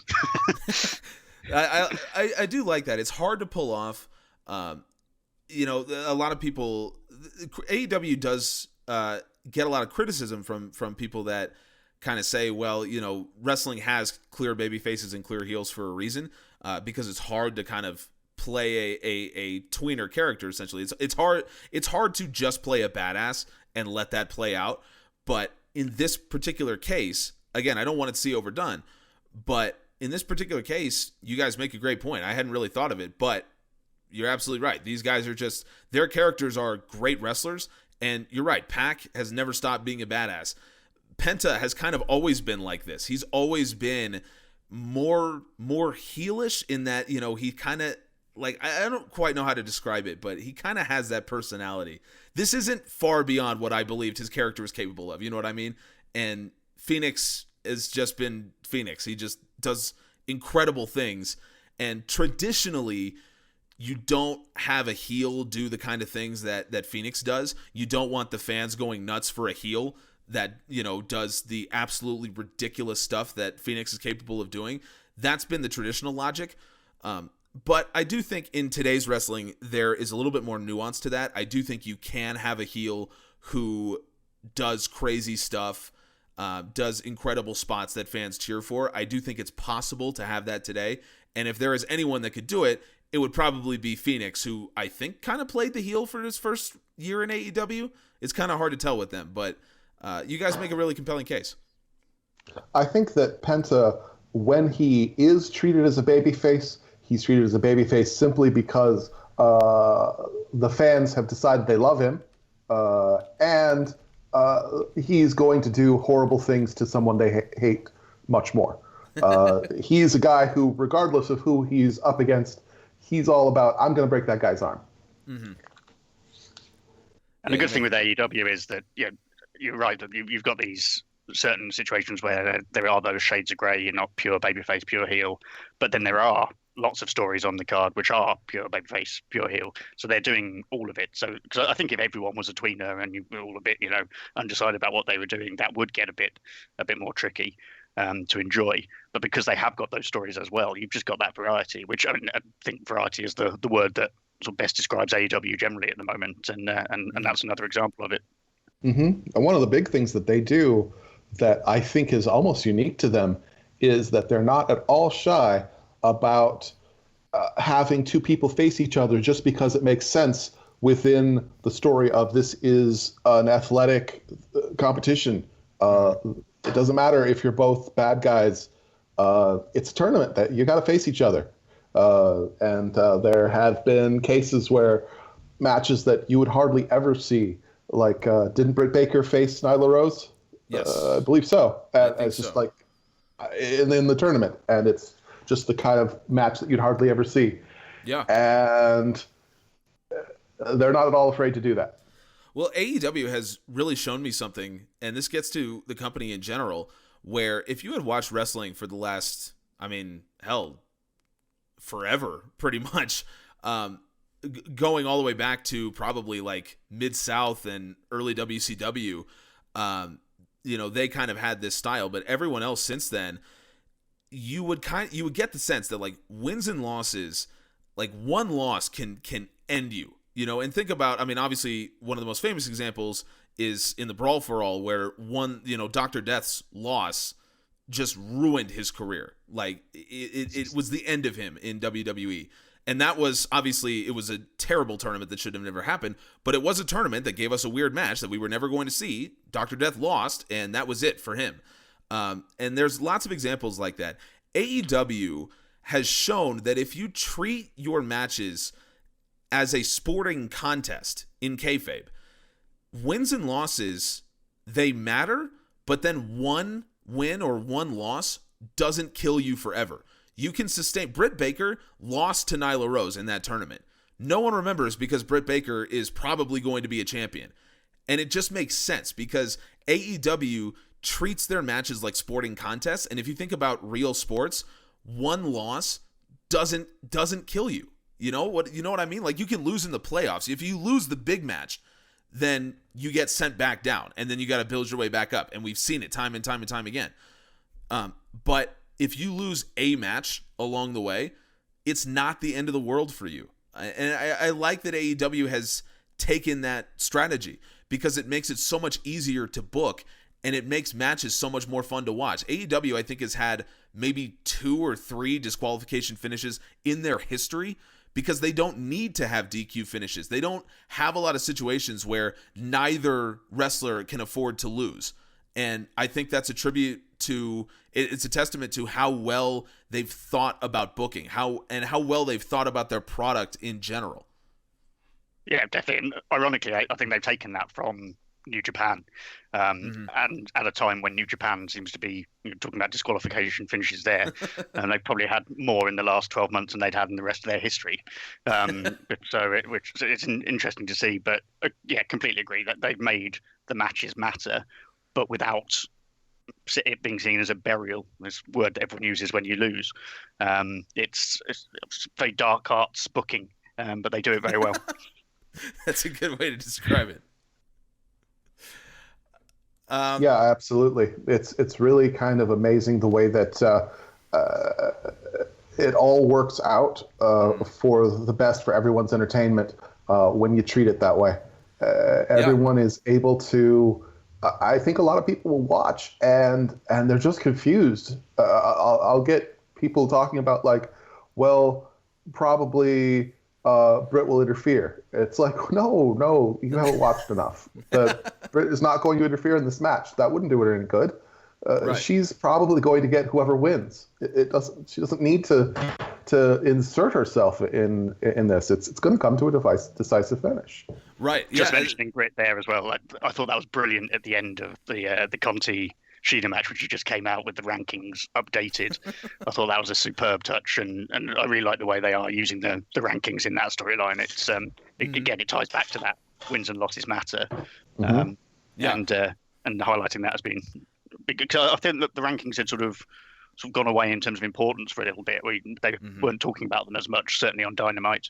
So it's good to see them coming back, particularly when we're talking about statistics. It's good to see them getting the the attention they deserve. Yeah, exactly. I think the mistake AEW made with the rankings was they played them like these are the rankings, like, whoever is number one, and this is how they refer to you. If you're number one, then you are called the number one contender. And it makes it difficult because if you then want to tell a story with someone who's not number one, you have to somehow justify that. And what they're doing right now with Britt Baker is a perfect way to do it. But you can't do this with everyone. So I think the mistake that AEW made was they called them the rankings and not power rankings, because it is a difference. If they were to be power rankings, anyone could be number one. It doesn't matter. You can still tell a story with anyone you want, but then they can that can enter into the discussion. If Kenny Omega, for example, has to face a challenger, if it's Jon Moxley, then he can say, well, look, John, you're not number one in the power rankings, so I can't face you. It would be like a heel type of thing to do. And Darby Allin, it would be perfect ammo for him because he said, I want someone in the top 5. So if you had power rankings, he would just say, I want someone in the top 5. It doesn't matter who they are. It doesn't matter what they're ranked. Anyone can take on Darby Allin. So I think that was the mistake that AEW made. But now with the Baker story, I think it works really well. And I absolutely agree with you. It was a great touch. And as far as, the interference goes and things like that, what I like is that AEW has established that everyone watches the product. I mean, Chris Jericho has said multiple times, he said to MJF, like, do you think we don't watch TV? We watch this show. We know what you do. And on Dynamite this past week, they were watching the product during the show. Team Taz was barred from the arena, or barred from ringside rather, for the Hobbs Christian Cage match because of what happened earlier in another Team Taz match that had gone on. So they've established that AEW management watch the product. So if you do something, like if you interfere in a title match or something like that, ideally there would be consequences. Now that, there's an issue there because the Good Brothers interfered in the death match and nothing happened to them. So you kind of have to suspend your disbelief a little bit.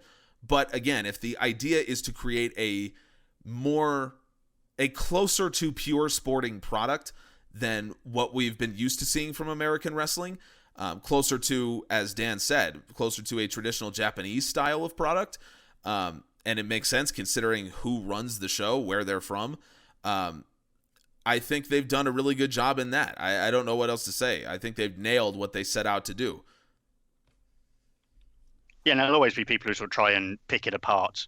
Sort of relatively bad faith takes of going, well, you said it was going to be a sporting endeavor, so why is this person facing this person when someone else is number one?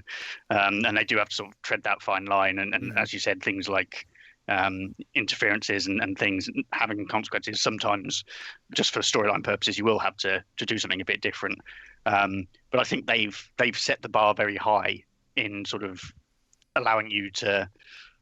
It makes you sort of feel a bit less insulted than some of the. And again, we sort of said we didn't want to compare to WWE too much, but sometimes the things that happen on there, you're just like, well, that's idiotic from everyone involved. So I think they've set the bar high. They will stumble every now and again because wrestling is wrestling. It's not always easy to do it as a sporting endeavor because it's not an actual real sport. But I think they are getting it right more than they're getting it wrong, and it's really good to see. I think I am okay with suspending my disbelief and forgiving certain things. I'll give this example. So I'm a huge Star Wars fan, and I have been for my entire life. In Star Wars Episode 4, the very first movie that was ever released, what they're asking me to believe is that there was this hole in the Death Star that it just so happened to lead to the main reactor. If you shot a torpedo in there, it would blow the whole thing up. It just so happened to be there, and no one noticed until the Rebels figured it out. Now, obviously, they retconned that much later on, but in the first movie, that's what you're asking me to believe. The movie, I thought, was so good that if you're asking me to believe this one little thing that makes the story work, I'm okay with letting that go because the rest of the movie was so good. AEW is the same way. The product I enjoy so much that if you're asking me to suspend my disbelief this one time, like the Good Brothers get involved in the death match and there's no consequences. Yeah, in context, it doesn't make any sense. But if you're going to ask me to believe that once, then I'm okay with believing it once. And that's what AEW does. They'll ask me to believe that, to suspend my disbelief one time. And I'm okay with doing that because the rest of the product is so great. And I think what I would want to caution AEW, and not that they're listening to me, who the hell am I? But, I think what... They're listening. They're definitely listening. Tony Khan, I appreciate the follow here. What they should do is make sure that it remains only once. Because you don't want to view this as saying, okay, well, some people forgave the Good Brothers' involvement in the death match, so therefore let's just do it more because people are okay with it. No. We'll forgive it once, but make sure it's only once. You know what I mean? That it has to be these things have to be very few and far between in order for us to forgive those little things that happen. As long as the product remains good and that stuff remains at a minimum, you can get away with that. It's kind of baked into the cake with professional wrestling and stuff like that's going to happen. And there was a good example of that on this show, where we had to forgive Chris Jericho for having a complete brain fade halfway through his nursery rhyme, which was very bizarre. But again, people don't come out talking about that because there's so much good to talk about the other side of it. Whereas in other promotions, and actually not just WWE, I think it's something that New Japan are struggling with at the moment. Is people are focusing on the mistakes and things because there's also quite bad wrestling, bad stories going on around it. Mm-hmm. But if you build up that trust with your fans, they will forgive the things that do go wrong or aren't exactly as they want it. And that's exactly. That's where I think that's a big part of it, is that a lot of the complaints that people have are about things that they think are going to happen next. Yeah. And if you don't have trust in a storyteller, if they haven't rewarded your trust in the past, you start to say, oh, so far this seems good, but I bet it's going to go bad. And that's exactly what you want to avoid. Yes. So far, AEW has built up that trust to the point of well, that doesn't seem good, but I don't know the end of the story yet, so I'm not gonna crap on it when I don't know where it's going yet. Give it time, let it breathe. You are absolutely right, and the Chris Jericho promo is a microcosm of that. So Jericho has this brain fart halfway through that nursery rhyme, or the show tune that he called it, and he just forgets the rest of what he's saying. But then not 2 minutes later, he delivers this classic line where he says, talking to the Pinnacle, and he says, I hope God owns your soul because the inner circle owns your ass. It makes up for that. So it's in the moment, you're like, where the hell's he going with this show tunes? But then by the end of that story, he's delivered you this great line, and I didn't even remember that he messed up that show tune. I saw people say, oh, Jericho's such an idiot messing that up, and I was like, what do you mean? He delivered this immortal line that I will remember probably for a long time. That's a microcosm of what AEW does. If you said it perfectly, if you have trust in what the ending is going to be, you're willing to forgive stumbles along the way. And that's the case in any form of artistic storytelling, whether it's a great director that you like, a great author that you like, whatever the case may be, a great showrunner for a TV show. If you trust what the ending is going to be, you will forgive mistakes along the way because you know that those are mistakes you're going to forget by the end of it. And if you don't have that trust, then you don't get that same level of forgiveness for mistakes. WWE, again, I hate to go back to it, but Aleister Black re-debuts on SmackDown last night as we're recording this, and the debut package I think is great for him. And I don't know if anyone saw it, but I thought it was great. I thought it made him look like a really great character. But WWE hasn't bought that trust from me to think that this is going to turn out okay.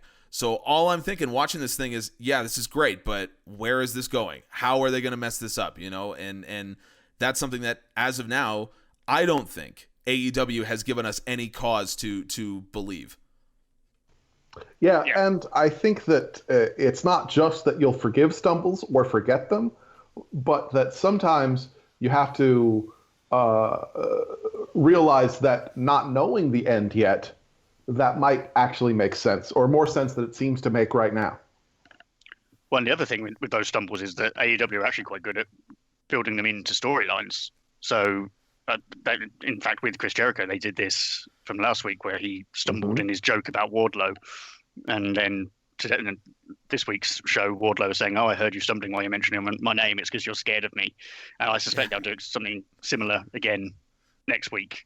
After the failed show tune, and again, it's good that they don't just. Whereas again, we're doing exactly what we said we shouldn't do, which is compare it to WWE. But they've Mandy Rose falling over as being, I believe, wiped from Peacock or from the network in terms of the WrestleMania coverage, and yet they're still building a storyline around it. It seems very, very strange way of doing things. So, and you're absolutely right. Yeah, you go into AEW thinking if something goes wrong, how are they going to fix it? Whereas in WWE, you go into it thinking, how are they going to make this good thing bad? And that's sort of the difference between the companies at the moment. So, and yeah, I'm sure there are people who don't agree with that, but that's certainly how I feel about them. Yeah, I mean, we can only speak to what we think about it, and it should be no surprise to anyone that we're huge AEW fans on this podcast, and as Pro Wrestling Musings as a whole, we watch AEW. That's the product that probably gets the most coverage. And look, ultimately, if you're not a fan of the way AEW tells stories, then that's totally fine. No one's forcing you to watch AEW. If you are a fan of the way WWE tells stories, go, watch WWE. I'm not going to tell you not to. Our perspective is we prefer the way AEW tells stories. But that's not the only perspective in the world. I mean, clearly not. WWE does more viewers than AEW just in terms of TV ratings. So clearly there are a lot of people that like the way they tell stories. That's totally fine. I'm not telling you there's anything wrong with that. And it's fine to disagree. I think that's it's something that kind of gets lost in the shuffle of social media and people yelling at each other back and forth on Twitter and whatever. That ultimately, if you like the wrestling you like, that is good. You should watch it, because we said this last week on the podcast. We want more people watching professional wrestling, whatever professional wrestling it is. If WWE is good enough to have 5 million viewers or whatever, that's fine with me. I will still watch AEW because I'm an AEW mark at this point, but I want more people to be watching wrestling, and I think everyone does. So I will leave the AEW discussion with one last question here, because we're talking about the Inner Circle and the Pinnacle, obviously building towards Blood and Guts, which is now less than 2 weeks away. The promo that the Pinnacle cut, MJF is one of the best promos in the world. For my money, probably the best heel in the world right now. The best pure heel, and I would put him even ahead of Kenny Omega just in terms of character as being a pure heel. This promo that the Pinnacle cut, I really liked, except for the fact that they continued to use the word promo in this. Like, they keep saying Chris Jericho cuts the immortal promo, and I'm like, okay, that's what I say. Like, as an idiot who talks about wrestling on a podcast and on YouTube, I say things like, Chris Jericho cuts this immortal promo. You don't say that. You know what I mean? Like, that's how I felt about it. I've seen differing opinions on this. To me, it was a little bit too insidery for me. But, kind of the build was still there. I would just like to see them stick a little bit more to kayfabe. But as our last talking point about AEW, and we'll start with Sergi, what did you think about this Pinnacle promo? Oh, I thought that that MJF and Wardlow did a fantastic job. Definitely don't have the same issues with insider terminology. I think that it's important to try to give the benefit of the doubt of, is there a kayfabe reason why someone would call this a promo? Well, sure, they're promoting a match. This is a phrase that's been used a long time. It doesn't have to mean something outside of kayfabe. And they were referring specifically to JR's call in the moment. He called it the Immortal promo. And they're like, so JR's calling this the Immortal promo. We think it wasn't so great. Or we should say, that's the best you have to say about us. You didn't get us, despite the fact that you're so great at words. Was basically the take that they were taking with it. Okay. I think that the interesting thing is that next week we are getting a parlay, and that just seems so crazy to me that they're going in a week before and they're saying, we're going to do something where we talk and don't fight. And do we really expect anyone to believe us? But I think that it's one of those cases of, like when Pinnacle first formed, of Jericho going into an obvious trap. And Jericho is not a fool, and he knows that it's a trap. And the question is, does MJF have a counter plan for whatever Jericho's plan is for the obvious trap? That's a great point. It seems like your typical, dramatic TV show. You know that both sides know that there's going to be something's going to break down. There's some kind of trap, something like that. So it's just a question of who is better prepared, who's going to get the jump. And in this case, since it's the go home for Blood and Guts, the question is, who is going to be the one that goes over here? Who's going to be the one that gets the final word leading into that match? And I really like the idea of a parlay just because I love Jericho and I love what he does. And so I believe that this will work. But you make a great point. If you mean promo to mean the kayfabe promotion of this match that's coming up, maybe I am being a little bit too harsh on it. So I appreciate you giving me that other perspective. Dan, what did you think about this?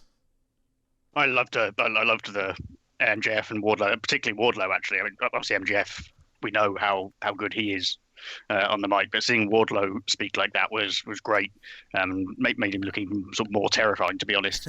And I think that he's the one who's probably going to sort of get the most out of all of this at the end. And I think it is time for him to sort of stop just being MJF's henchman. I don't think they should be breaking up that partnership at all. I think that stays there for a while, but I feel like we need to see more of him in the ring. And this feels like a good stage for him to do that at Blood and Guts. In terms of the parlay, I've got absolutely no idea what's going to happen next week, and that's great. It's nice to be in that situation. Yeah, exactly. So normally, you'd expect it to break down into a brawl, and then the faction that comes out best is then the one that loses. But you sort of need the Pinnacle to get one up on them at some point, because they've lost the last 2 or 3 weeks in terms of those sort of beatdowns and Tyson and everything. I mean, they could just have a chat as well. Like we've seen them do that loads of times, with particularly in this storyline. So yeah, it'll be really interesting to see what they do on that ahead of Blood and Guts, and yeah. and we could just see a nice parlay. That would be lovely. AEW loves a good brawl, but they seem to always do something different. Like no two brawls feel the same to me, and so maybe they'll just have a sit down and have some tea or whatever it is that you do at a parlay. Something tells me something might break down out of this, but again, this goes back to what we were saying earlier. I trust AEW to deliver us something different than what we've seen before from brawls like this that we might get. Yeah, absolutely. You trust them to do something, particularly with these two teams as well, because we've seen them do steak dinners that turn into show songs. We've seen them go to Vegas. We've seen them do all these different things, and it will be it's looking forward to seeing what they try and do with this one. Exactly. Who could forget the Flim Flam challenge exactly. from a year ago? One thing I did see, and this isn't my take, this was someone else, I can't remember who said this, but they were saying that I think it was Ortiz was the only one who didn't really talk during that. And whether they're set, you're talking about what's the plan to beat the plan that's already been planned. I do wonder whether someone from within the inner circle does turn at some point. I feel a bit odd, I think, in the storyline for that to happen in 2 weeks' time. But yeah, it's just interesting. And again, the storytelling does allow you to sort of to talk about these things and think about these things, which is just adds a certain touch to the match that's coming in a couple of weeks. Yeah, I agree. And, to go back to your point earlier, when it comes to predictability, not only do I not know what's going to happen with this parlay, I have no idea what's going to happen in the Blood and Guts match. Like, I have absolutely no clue what's going to go down. I don't even have an inclination of who might win. I mean, I guess logic would dictate that the Pinnacle would probably win because they're the newest group, but I don't know that for sure. And I mean, right. Mike Tyson being involved with the Inner Circle, like, is he going to get involved in Blood and Guts? Like, are we going to see Mike Tyson scaling the cage and doing something like that? Or does MJF have a plan? Does he have a backup option? Is there going to be a debut that MJF signs someone to the Pinnacle that we don't know about? Like, I have no idea what is going to happen in this match. And that's a credit to AEW for giving us a really tight build that leaves a lot of questions open. And this is the counter argument to a lot of people, myself included, that kind of said, well, is this too early to do Blood and Guts now? I think AEW struck while the iron's hot, and they said no one knows what's going to happen in this story, so we're going to give them this crazy over-the-top match that we've never done before. We're going to give it to them now, and that means that you're not going to know what's going to happen, and it's turned out to be a stroke of brilliance from them. Well, I think that the thing is that Pinnacle needs to win this feud, but it remains to be seen if this is really the blow-off match. I mean, it's the type of match that has traditionally been the blow-off for a big feud between two factions. But at the same time, like you said, it's awfully early on. I think that in the end, Pinnacle needs to not only win this feud, but to cause the Inner Circle to break up because of the winning of the feud, whether that be at some point a match with a stipulation that the loser breaks up or what. Yeah, well, maybe a title will get involved at some point. I mean, I don't I don't know if you would transition the title onto MJF so they could have a storyline like this, or if you would give the title back to Jericho so they could have a storyline like that. Like, I don't know what they would want to do, but that would be the other option, is if you have a title, then you would kind of tell the story of the Inner Circle imploding because of a pursuit for gold or something like that. You know, like Santana and Ortiz feel like they've been disrespected their entire time. Sammy feels like he's the star on the come up and he's being held down. Jake Hager, I mean, you can do a lot of things with Jake Hager if he feels like he should be in that position, if he feels like he's not getting enough respect for his MMA credentials or whatever the case may be.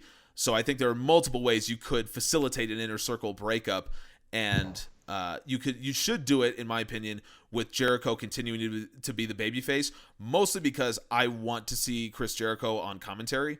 So generally speaking, babyfaces tend to work better on commentary. I guess Jericho has done it as a heel and he works really well, but that ultimately I do agree with you. The Inner Circle should break up over this once this feud is over. The Pinnacle should continue to be the top heel faction in the company, probably, depending on what you're going to do with the Elite, I suppose, because they kind of feel like they're in different worlds right now. Like, the Elite's kind of doing their thing, the Pinnacle's kind of doing their thing, and they don't really have any connection to one another, which is interesting, because like MJF is a main event heel. He'll be a champion at some point, I'm positive.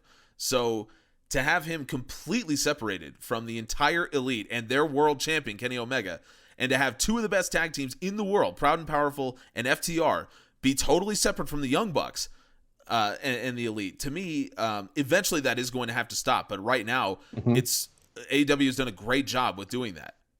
Yeah, it gives them something to do that isn't involving the titles, but it's still clearly high level. And to me, that has always seemed to be all about MJF's strategy of, we need to take care of the Inner Circle at our flank before we start attacking to get the gold that we need. Yeah, and he's said that. He's said that more than once. Like, ultimately, the goal of the Pinnacle is to win championships, but the Inner Circle is the issue right now. And that's why I think that the Inner Circle needs to be completely destroyed at the end of this feud in order for then the Pinnacle to move on to the goals that they had set to begin with. Yes, I absolutely agree with that. Well, we have done almost 2 hours talking about Dynamite. So just talking about Dynamite. We haven't really talked about anything else wrestling related, and we've talked for 2 hours. I know. This is our longest one, I think, isn't it? I believe it is. So I want to leave you with one very quick mention of the Stardom Cinderella Tournament that is coming up starting in about a week. We got Dan here, who is a Stardom expert. We talked about it. We talked about the big Stardom show a couple weeks ago, the last time he was on. So I do want to briefly touch on this tournament before we leave you. Lots of big names in this field. Mayu Iwatani is in it. Julia's in it. B. Priestley. Like, lots of names that you heard us talk about a couple weeks ago when we were talking about Stardom. So, Dan, from your perspective, this is one of the best tournaments of the year. It has been known as that for a long time. So can you give us a quick preview here and who you might see winning the whole thing right now? They've actually changed the structure of it this year, because normally it's just sort of like the New Japan Cup style knockout only, but they do it over a day. But this time they're doing it over two. So they've actually already had the first round. So we are now down to 10 people left, which makes my job slightly easier to say who I think might win it. But no, and sort of traditionally the person who wins it will go on to a title match. In recent years, it's actually been used more to focus on the white belt, the sort of second belt in Stardom, rather than the red belt. But this year, Utami, who is actually holding the red belt at the moment, she's in it. They're doing a story with Syuri, who wants to face her, and has sort of said, if I win it, I will pick you. So that's sort of the main title picture, and I think Syuri's the sort of the favourite, the one that looks obvious to win it. But you've got, as you said, got Julia in there, who won it last year, and is sort of coming back strong at the moment, and I suspect will be sort of geared towards the red belt now that she's not the white belt holder anymore. So yeah, there are lots of possibilities. I'm actually not quite sure how they're doing it, because there's 10 left. So how you do a 10-person knockout, there's going to have to be some buys, I think. It seems to be making it needlessly complicated, but there we go.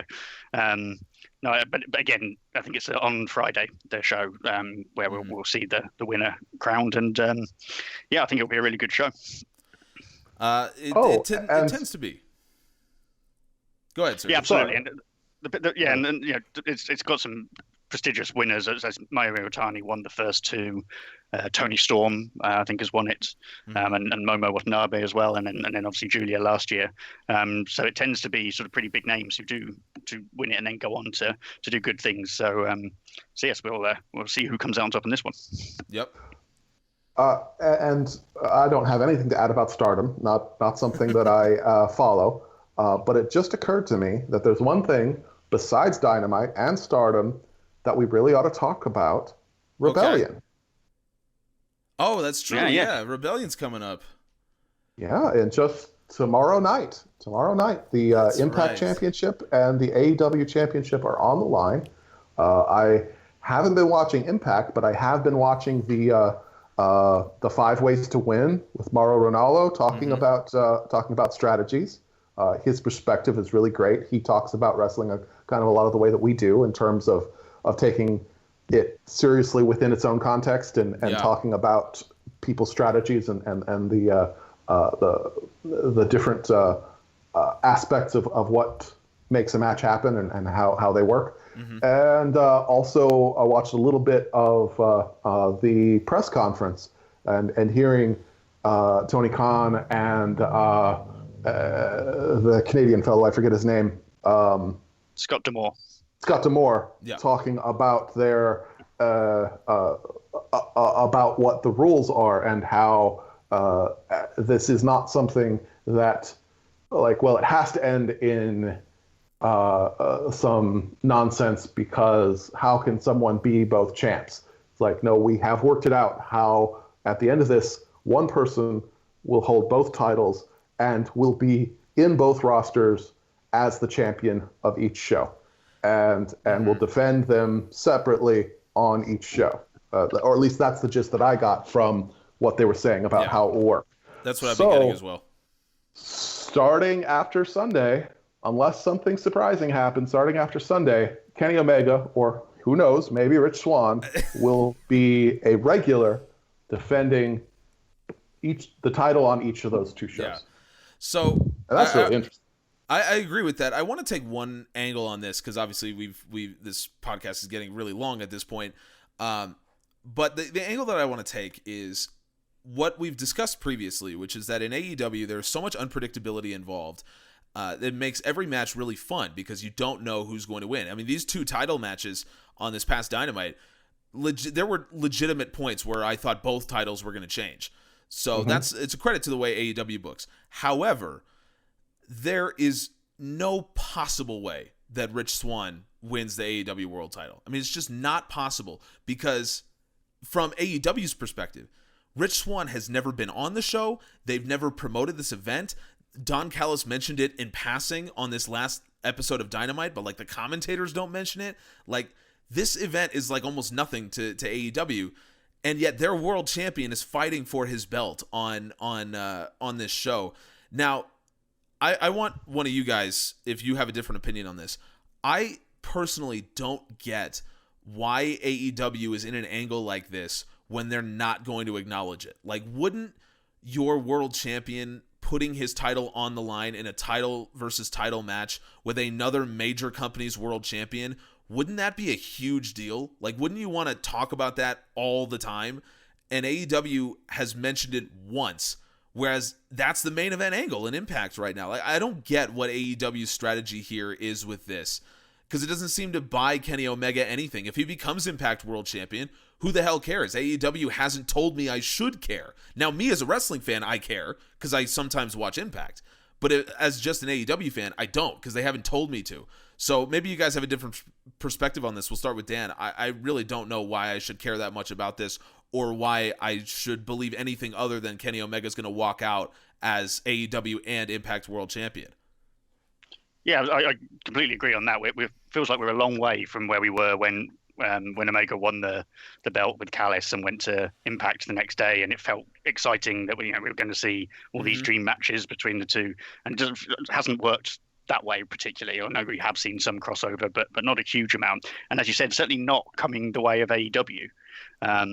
And you're absolutely right. I pretty much forgotten Rebellion was happening because I don't watch Impact every week, and AEW just haven't mentioned it at all, really, which does seem very strange when you think about it. So yeah, I wonder if they sort of had their heads turned by New Japan almost as soon as they'd sort of done their deal with Impact. Or again, we haven't really seen very much from that either. So I'm not quite sure what they're going to get out of this, but. And as you said, it would be very bizarre if suddenly Rich Swann was AEW champion, and he just, yeah. So I'm not considering that AEW. I'll do with that.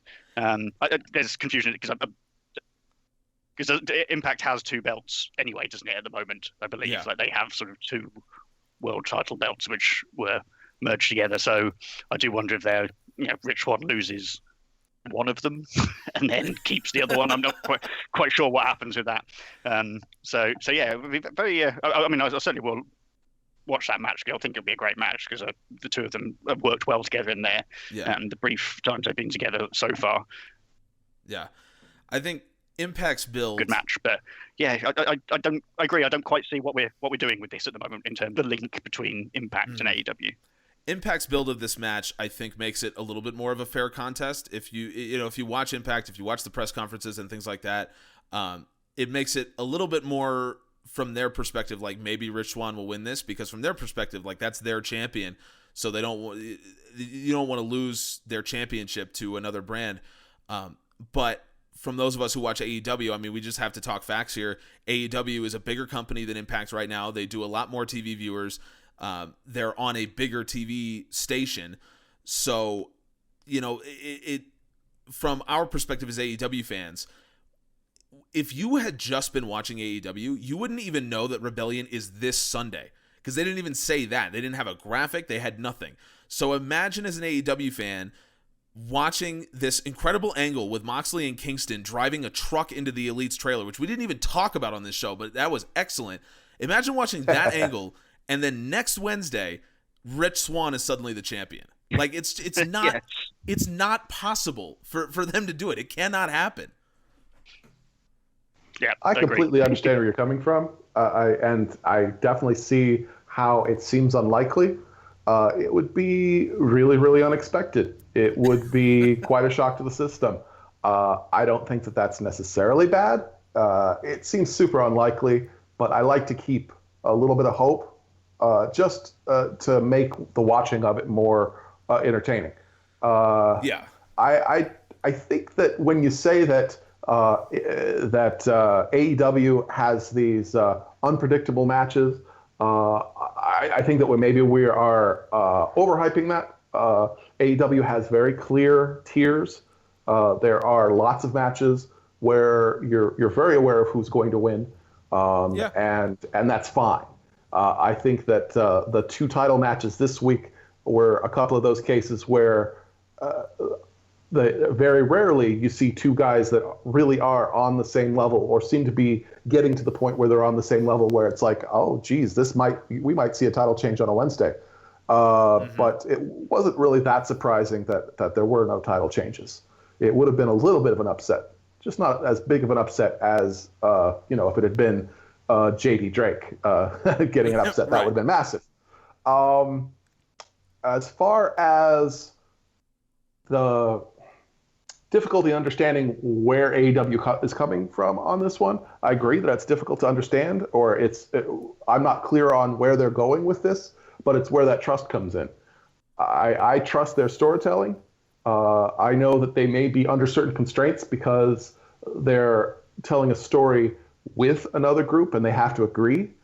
And I don't know where they're going with this, so I will let it play out. One possibility that I think needs to be acknowledged is that they aren't acknowledging Impact in a way that is intended to build up a storyline on Impact of their grievances about the partnership.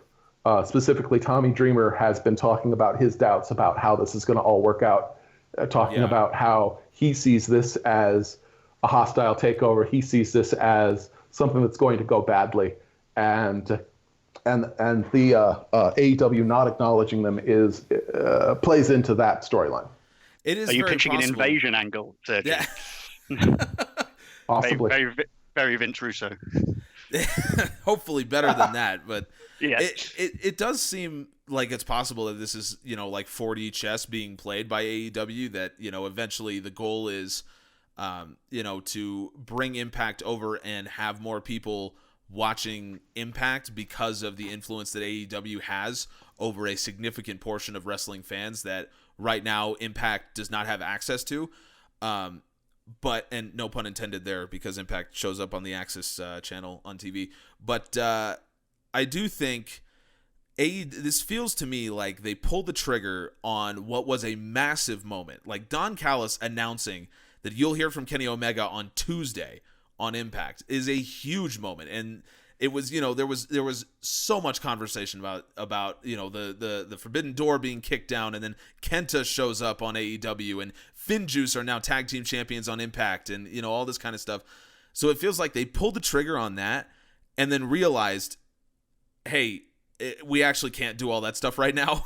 Like, we can't, those guys from Japan, like, you're not going to see Okada in the US right now. You're not going to see Tanahashi. You're not going to see Jay White. Like these guys from New Japan that everyone was saying, oh, they'd love to come over here and work in the US, but they can't right now. So it kind of feels like AEW, their eyes were too big for their stomach, in a sense. You know what I mean? Like, they just saw all these possibilities and they were like, we need to do this. And now they've booked themselves into a situation where they're like, like, we don't have a way out of this. So Kenny Omega just has to be Impact World Champion now. And again, it goes back to what we were saying. I trust that there is something here, that there's an idea here, because there's no way that something this big is just totally disjointed, no organization, like no one knows what they're doing. That's not possible. People know what they're doing. There is a plan. So it's just a question of what that plan is. And I guess the three companies, if you count New Japan, have not laid their cards down on the table as of yet.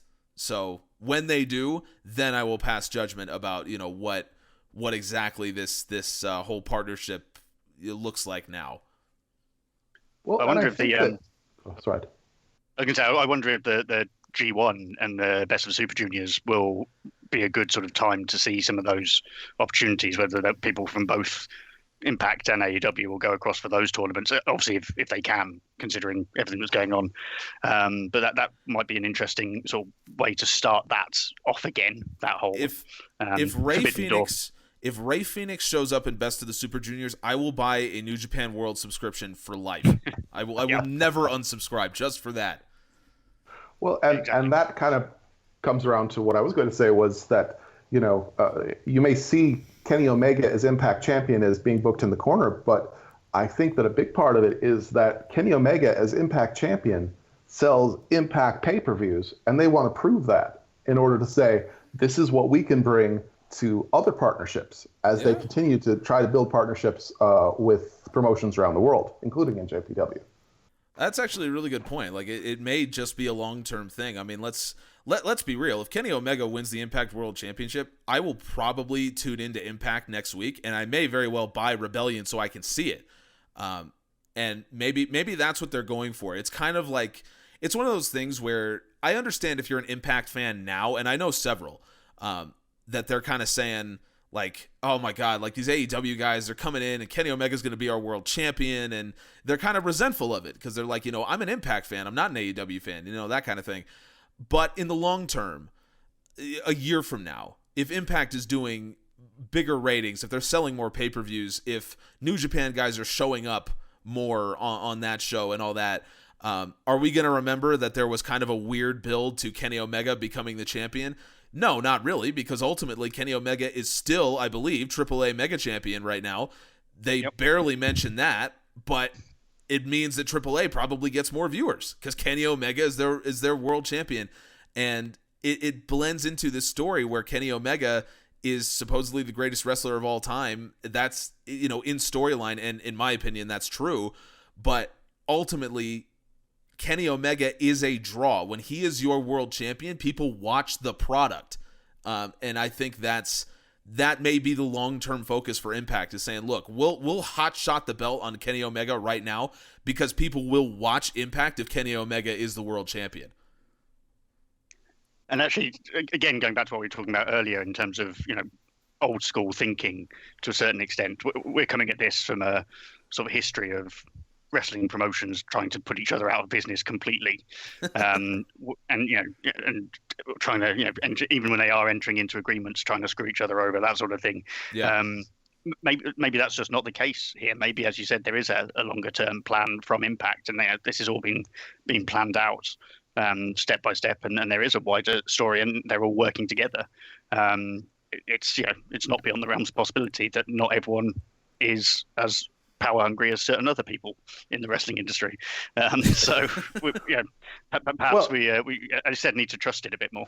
Mm-hmm. And the thing is that that history of promotions screwing each other over may not be what's happening in reality, but that can still play into what's happening in kayfabe. The fans of Impact aren't happy with this. I mean, AEW hasn't been experiencing an invasion much. I mean, it's just the Good Brothers.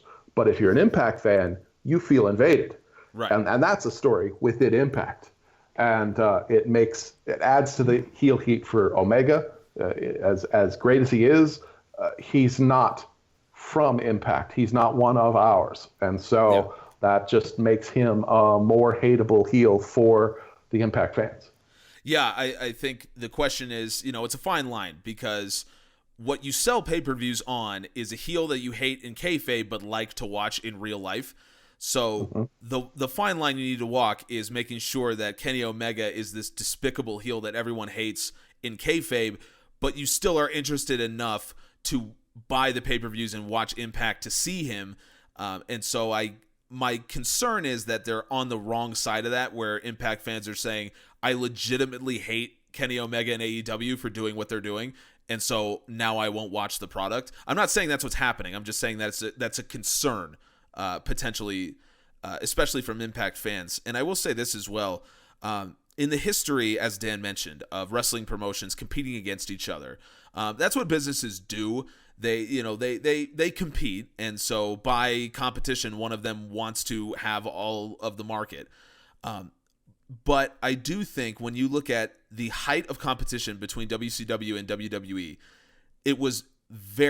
they were very similar products. WCW got away from that kind of Mid-South, early Georgia territory sports feel that they had, and moved more into kind of the quote-unquote sports entertainment aspect with the whole NWO storyline and everything like that. So they ended up being similar products. I do think that AEW and Impact, and also New Japan, are three very different products. They attract different kinds of wrestling fans. So even though all of these companies' goals are to make the most money and be the biggest company on the planet, what they may realize is they cannot do that. AEW can't put Impact out of business because AEW will not draw Impact fans. Impact fans are fans for a reason. Same with New Japan. So all these companies may be coming onto this realization where they say, look, our best chance is to attract fans from everywhere to see if there are Impact fans that might also watch AEW, or if there are New Japan fans that might also watch Impact.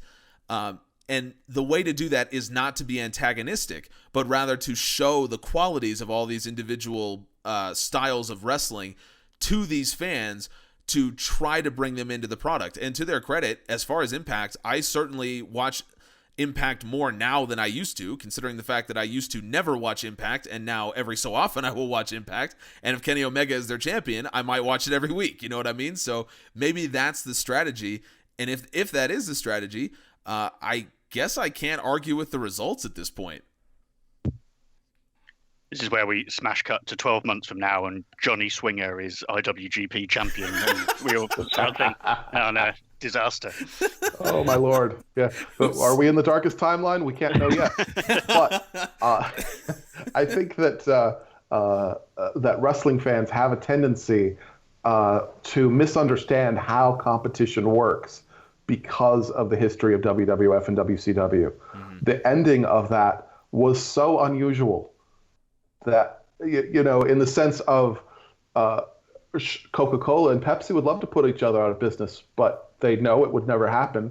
Mm-hmm. It's a WCW going out of business was absolutely an unusual situation because of its place within its own corporate structure. It was not its own business. It was just a side business of a much larger business that could just say, let's not even do that anymore. And that's a very different situation than now. I mean, look at Impact. Impact has existed for almost 20 years now. Mm-hmm. And most of that time it's been failing. It has been doing poorer than it did before, but it still struggles along. It continues to make a little bit of money and enough to bother still making it. And that's what failure usually looks like. Not just going out of business, but just not doing as well as you'd like to be doing. Yeah, you know, that's such a fantastic point. And I'll give another example. In the world of technology, IBM used to be the world's premier producer of any kind of computer, personal or otherwise, personal or commercial. And once Microsoft and eventually Apple entered that market of personal computing, IBM completely changed their business strategy. IBM still exists, but they are not the dominant company in the world like they used to be.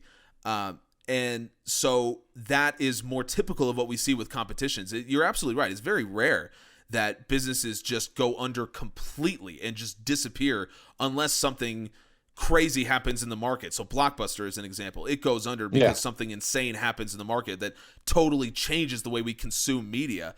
And so WWF and WCW is an aberration compared to what we would normally see from competition in a free market, which is just a changing of the way that your brand works and the way you see yourself. You make a fantastic point with that.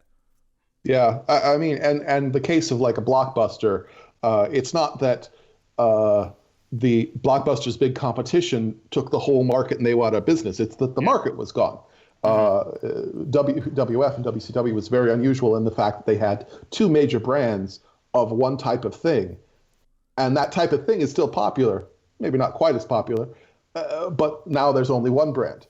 And ever since then, people have been trying to say, maybe there should be at least two brands, and trying to make that second brand that really is a big competitor for them. And AEW is always looking like it may be the closest anyone's gotten. It's getting closer and closer all the time. Certainly in America, I think AEW would be the closest. I think if you go worldwide, then you would say probably New Japan has gotten the closest because of their following elsewhere.